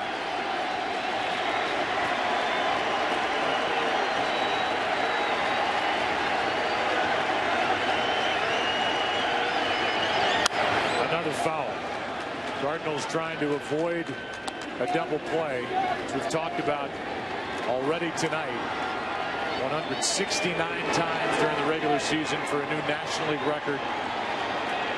They grounded into a double play with home run hitters to follow Pujols. Pitchers and catchers are trained that if you're going to get beaten or if they're going to tie, do it with your best pitch.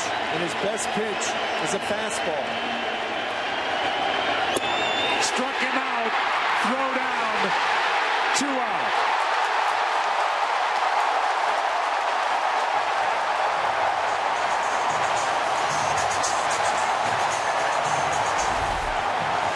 Fastball outside.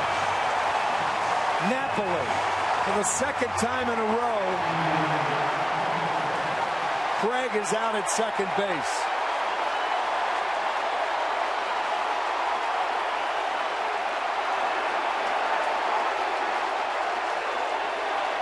Napoli is having an incredible series. At the end of a long year, a guy who was Major League Baseball's best hitter average-wise since the 4th of July has done it with his bat, and now he's cut down Craig twice with his arm. Ball one outside, 1-1. Sending the runner looks good when Pujols makes contact. Yeah. Looks bad when he doesn't.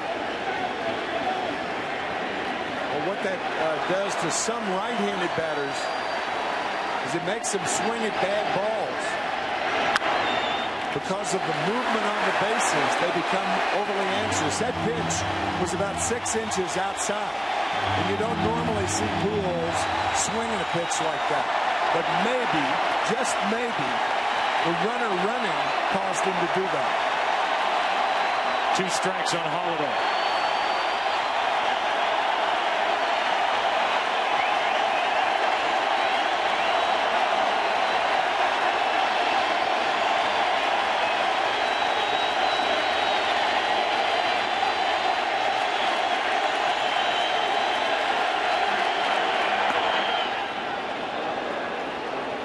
Two and two.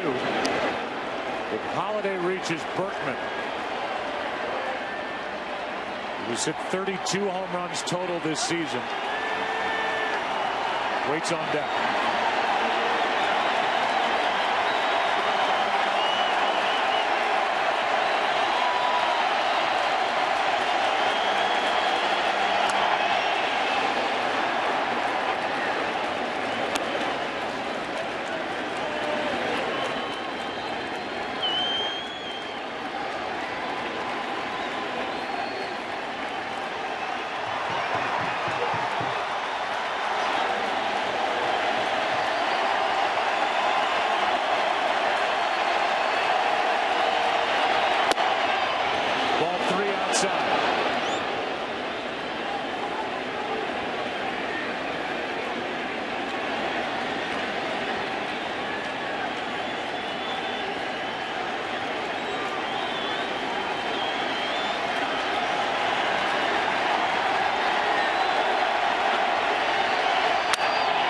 That's foul. The Rangers have never won a World Series in franchise history. They lost in 5 games last year to the Giants, and they're trying to take a 3-2 series advantage after losing big here at home game 3. With them back to St. Louis.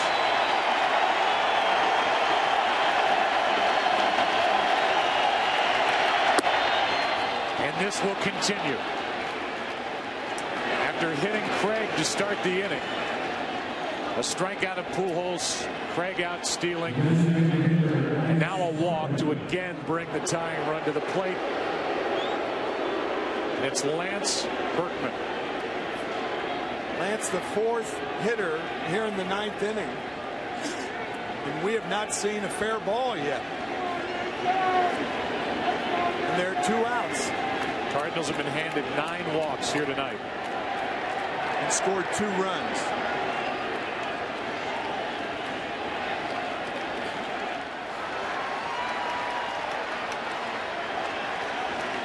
Berkman's last home run was the Division Series Game 1 off Roy Halladay in Philadelphia. Strike one.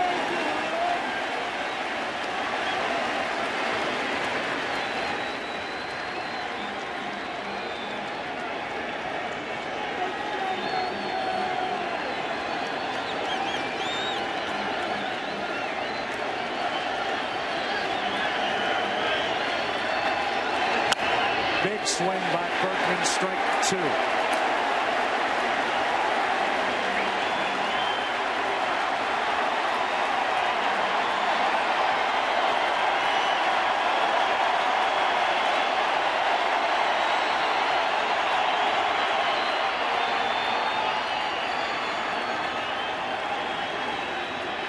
Feliz is aiming for his 6th save of this postseason.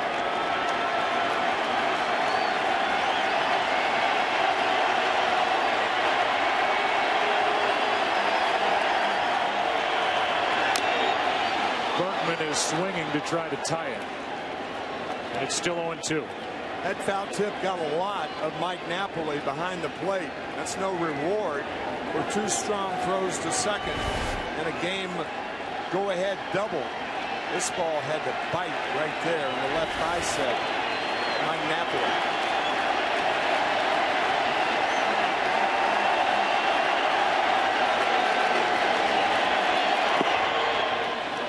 Ball 1 to Berkman.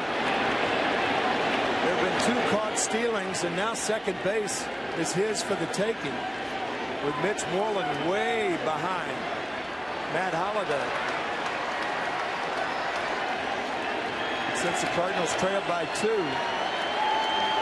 Halladay elects to stay there. This one gets away.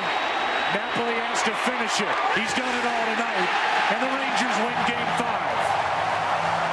A final of 4-2. And they lead this World Series 3 games to 2. Of all the goofy things in this game,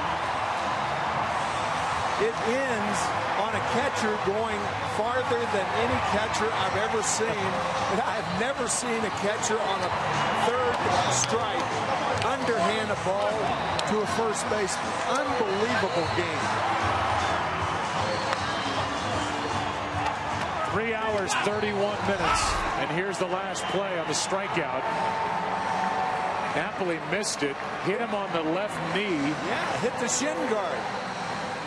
And then he had to go get it and get the out at first. Off the glove, off the knee, and then down the line.